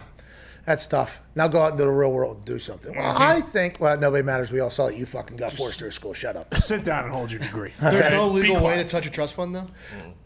I don't think so, no, yeah. I think that's what it is. You got to have trust. Yeah. You got to trust it. Just sits there. It's like locked in a cage, and when you turn a certain age, the cage opens. It's like an NFT, dude. It's like a Bitcoin. There you go. Yeah. Just like a Bitcoin. I'm thinking about leaving my kid a Bitcoin. Oh, Oh! shit. Oh. All right, that's a show. Can't fucking do it. God, that hurts so Can't do bad. it. Not a bad show today. 14 minutes into hour 4 here. Alex Honnold was awesome, dude. Yeah. Yeah. I mean, so what is he doing? Is he still climbing? Oh, yeah. Oh, yeah. Oh, yeah, he did a couple free solos last year just to add a little spice into his life. Had a date the other Last day. week, he said. Yeah, just climbing a mountain with his wife. Red Rocks. So did he marry the girl that's in the documentary? Yeah. That was awesome. I'm glad because when they're like trying to look at places together, I'm like, this dude is checked out. He has no because his mind is like laser focused. All he cares about is climbing. He's like, yeah, whatever. Okay, cool. Whatever. Like if you didn't have a fridge, you probably wouldn't notice for 6 months. Yeah. Listen, MOB is a life motto that a lot of people live by, okay? What's that? What is it? Money over... I didn't create this quote, so I would not like to be attacked for this, but I'm just saying there is a mindset that money over ladies or women or something like that is something that has been said in plenty of rap lines and life and everything. He said in the doc, I watched it back, I would choose climbing over women every day of the week or whatever. So he has climbing, COB is his thing. Yeah. He's a big COB guy. I'm happy to see that he's kind of gotten past that and he's maybe at a state where he's a little bit more comfortable. What you say? Brought her along. He could- said she's a climber, right? He could make it also an MOB shirt that puts just mountains over. Oh, yeah. Or pitches over. Yeah, because pitches are the individual chapters of a climb that you have to complete. It's a segments, basically. We would never say this, though. He did say pitches over personal lives. Yeah. Pop, big pop. Pop. Big pop. Pop guy. Big pop. All right. Are we giving something away today? Hell yeah. 20, I don't know if there's 22,000, 27,000. Is there a poll? Did Zeke put a poll out? Yeah, dude. The poll should have been, would you imagine that 27,000 people would be watching at 3:16 Eastern Standard? The answer would be no. But the poll today is a good one. Yeah. Will the Buccaneers win the Super Bowl again? Yup, 46%. Nope, 54%. Okay, so. Over 102,000 people. Holy shit. Big poll today. AJ, big poll. I love the 2-option poll when it's just yes or no. Yep. To be honest, there hasn't been a lot of forethought on the polls lately. I will say maybe we have been mailing it in, and it has been happening as the show intro is running for us to actually start the show. So maybe we'll dive back into that. But 102,000 people already polled, so maybe I say good poll. Yeah, great poll. Good poll. Figured it out. A lot of people saying nope. I'll tell you what. They get Leonard Fournette back there somehow. I like that team a lot down there. Even if with Rojo. Well, the only other team that they said besides the Bucs was the Seahawks that were in negotiations, and they brought back Carson. Yeah, but we don't know anything. T.Y. told us sources he turned down a lot of money. That wasn't being reported. Anyway. No, it was actually that he was going to have to take less money. Yeah. By the way, I think that's why T.Y. Put some respect. sent me the message. Was like, let's make sure we fucking understand here. Let him know. Okay. All right, we giving something away? I think we should. I think we should give something away. Yeah. Let's do it. Sure. You have any chairs left? There actually might be one chair left. Oh, we'll autograph the box too. Hell yeah. The box is open, so we gotta tape that thing back up. Okay, right. we'll tape it up. We'll autograph the Scott. box. That thing could get scuffed on its way over there. Who knows what box autograph will survive? Go to Twitter right now and use the hashtag IWatchPMS. Hell yeah. We appreciate you so much. AJ, great show out of you today, pal. Thank you, AJ.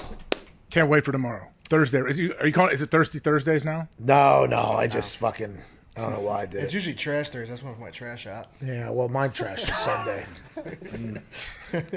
Trash Thursday. Maybe we play some trash ball, get some Jack Easterby. Good idea.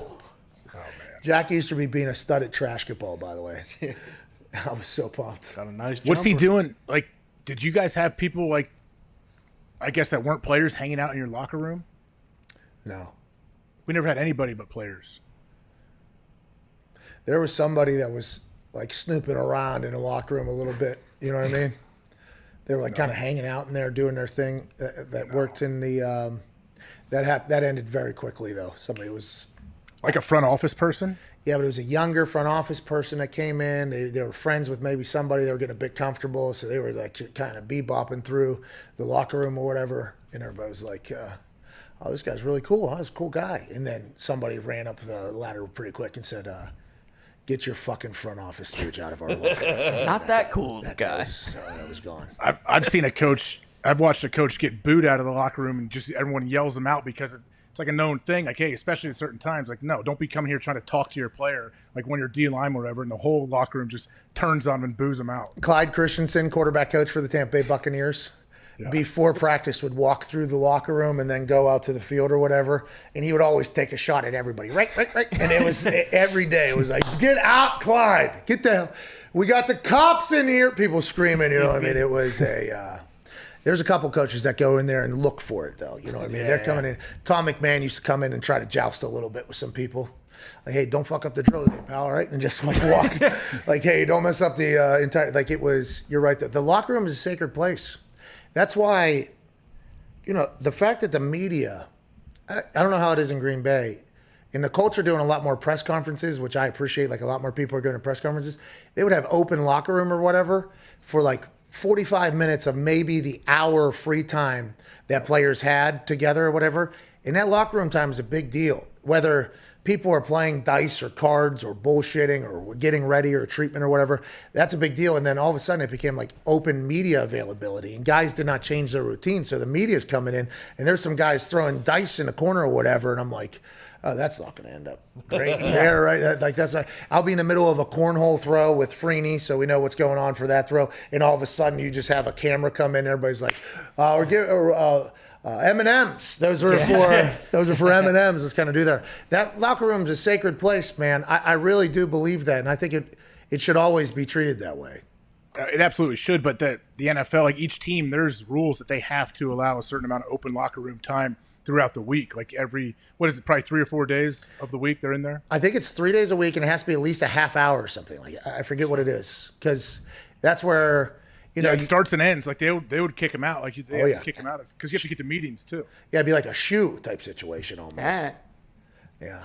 Some guy came up to me working for Sports Illustrated. It was about an article about Vinatieri. I'd already been voted to a Pro Bowl at this point. It was pretty fucking good. And he wanted quotes about Adam Vinatieri. So Conti asked me, I forget who it was, old stooge though. This guy comes up to me and he goes, when you're snapping for Adam Vinatieri, is there any extra pressure? And I said, get the fuck out of my face. Okay, all right. I told Conte, I'm never talking to that guy again. He would like to apologize for assuming you're Matt Overton. You guys do look similar. I'm like, fuck you, Conte.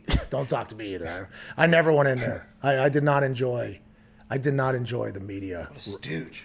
Well, there's a lot of really nice people, but my particular profession by the media for a long time was kind of mocked and ridiculed, you know, and now I got these people coming in here and it's like I'm friends with some of them, but a lot of them are just like, shut the fuck up, dude. You know what I mean? That's how that Sports Illustrated guy. All right, get the fuck out of my face. I wish that would have been a quote used. Hey. Go ahead. Oh, sorry. And one of the most awkward is when you're playing an away game and the locker rooms are tiny to begin with. Everyone goes in and you got to get a quick shower after the game, whatever, and they always give you like the 10 minutes allotted before the media comes in. And then all of a sudden you're walking out of this cramped shower with the assistant coaches in there too, which is weird when your assistant coaches are very showering with weird, you, especially after a loss, even worse. But you try to shimmy your way out of the shower, and all of a sudden there's 1 billion media members and 75 naked dudes trying to get dressed. Like that's the tough thing. And these are media members you've never seen or met before. They're the local ones from the other place potentially as well. That's the local ones. Normally you get to know, you learn about them, but then like that sports, somebody comes in from the outside and you're supposed to just bow down to these people or whatever. Like in the Kansas City Chiefs locker room is tiny. I mean, it is tiny over there. And the Kansas City Chiefs media is a good one. You know, like so after that game, you have to just stand there and just wait to leave the locker room until basically everybody is done doing interviews. It's a very interesting dynamic. Very interesting. It has to be weird for media members too. Like what if, I'm sure you had times all of a sudden you'll see guys like their face is in their locker. They're trying to get dressed. They like take their towel off and they turn around and just a swarm of people are right behind them. I'm like, it's got to be weird for you too. This dude's cakes are just all right here. You guys all have cameras and everything right there. Yeah. Remember when Whitworth was shown changing? I was on the Bengals at the time. Pac-Man was doing an interview, and NFL Network went live with them. Yeah. What are you thinking? I can't say anything because I put a lot of thigh out on luck, but there is. It's surprising that doesn't happen more often with some guys, because some guys they do press, then they got treatment before they even shower, then they're like, because normally, everybody knows this. Me and Vinny were in pretty quick. You know what I mean? We did our little high. We're not staying for the after game prayer. We're not doing any press. Nobody said Vinny every once in a while. So the ability to get in there, get showered, and get ready for the entire team thing is a good one. But a lot of these guys, they're in the training room. They got the post game prayer. Let's talk to the Lord. We get made it here. They're in the training room. Then they got pressed. Then they got to get changed potentially. It's not really set up. I mean, it's interesting. Shout out Kyle Long. Kyle Long did have that situation. Happy he's back. Hashtag I watch PMS is trending currently at 4. We appreciate you. This is stupid. Hannah Montana, dude. Oh, yeah. What happened? Miley Cyrus wrote a letter to Hannah Montana. That's nice. What'd she say to her? She was like, Hannah, I miss you, and I'll never forget you, and I love you. Is that real? Yeah, no, that's real.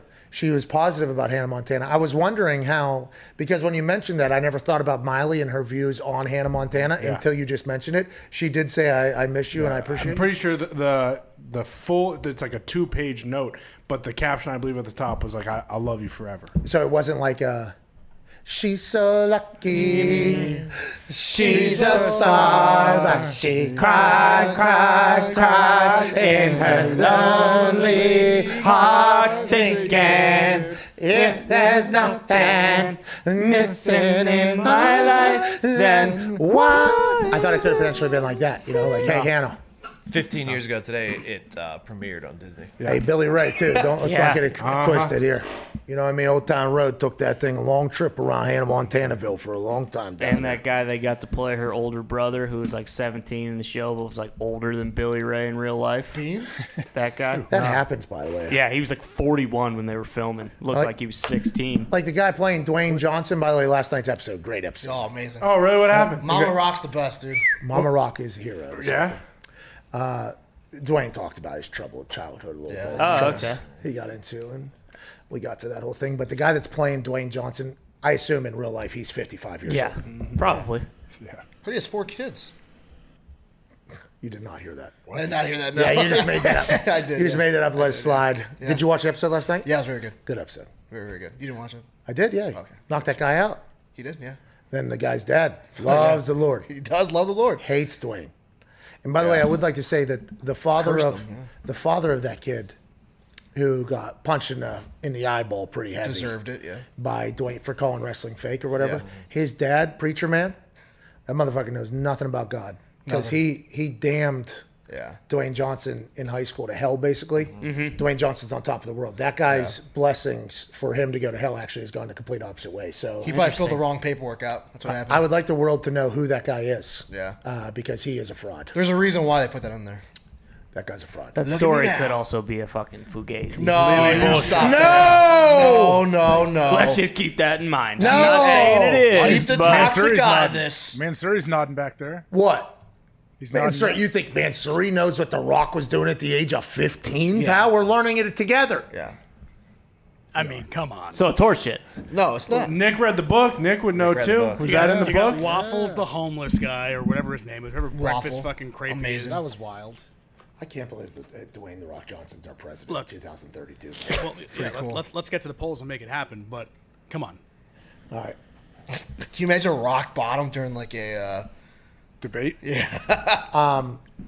His mom dropped a "it doesn't matter" to him as a child. So I do believe that's potentially where it began. It's been kind of interesting watching that whole thing because she asked him a question, he went to answer. She said it doesn't matter. You know, I'm like, wait, whoa, is that how it started? Because if that's the case, that was awesome. And then his mom at the end dropped a "if you smell what The Rock is cooking." Oh, she did. Yeah. Nice. Wait, you don't say. Yeah, the show's awesome. It's the best. Wait, how? How did? What's the context? How did she use it? She FaceTimed in at the end. Yeah. Oh, okay. They didn't say like, hey, his mom also gave him, "Do you smell what The Rock is cooking?" No, just that it doesn't matter, which was great, by the way. Yeah. That was a hell Good of a pop. run. We just passed up Hannah Montana.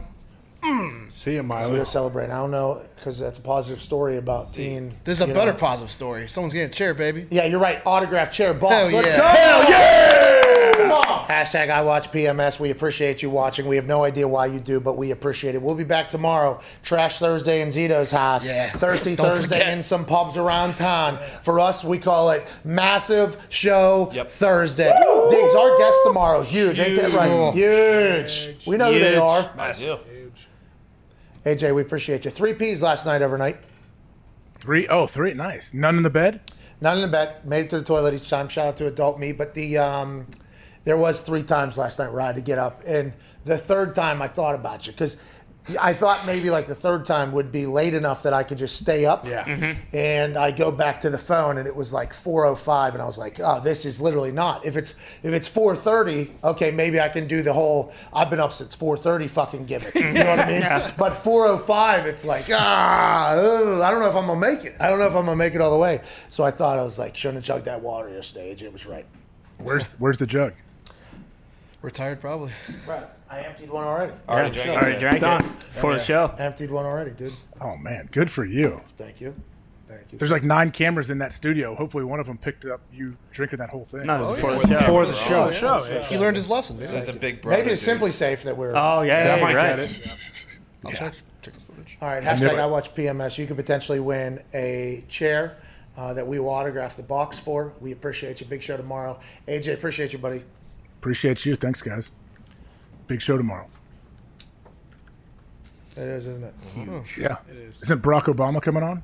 Dude. Pete Whoa, Rock. whoa, whoa, whoa, whoa, whoa. Don't sleep on Barry O. I feel. Zito does a He does an Obama impression. Yeah, it's the same one, but it does. He does a Key and Peele doing Obama. Which, by the way, Oh, yeah. is how a lot of impressions have kind of happened at this point. Chicago connection. Yeah. Yeah, but it's big show. Spoke to my high school. Big show tomorrow. I don't want to say. He went to high Massive. school? Spoke to my high school, yeah. Oh, Like spoke the to building? high school. He spoke to the country a few times. He spoke to I think my high school a couple times as well. I dabbed him up. Was like, "What's up?" Oh, did you like Jamie Foxx? Oh yeah. Unlike Busta. No, Busta would have. No. Yeah. That was pre-presidency too, so All I right, didn't this shit get. stinks. See you guys.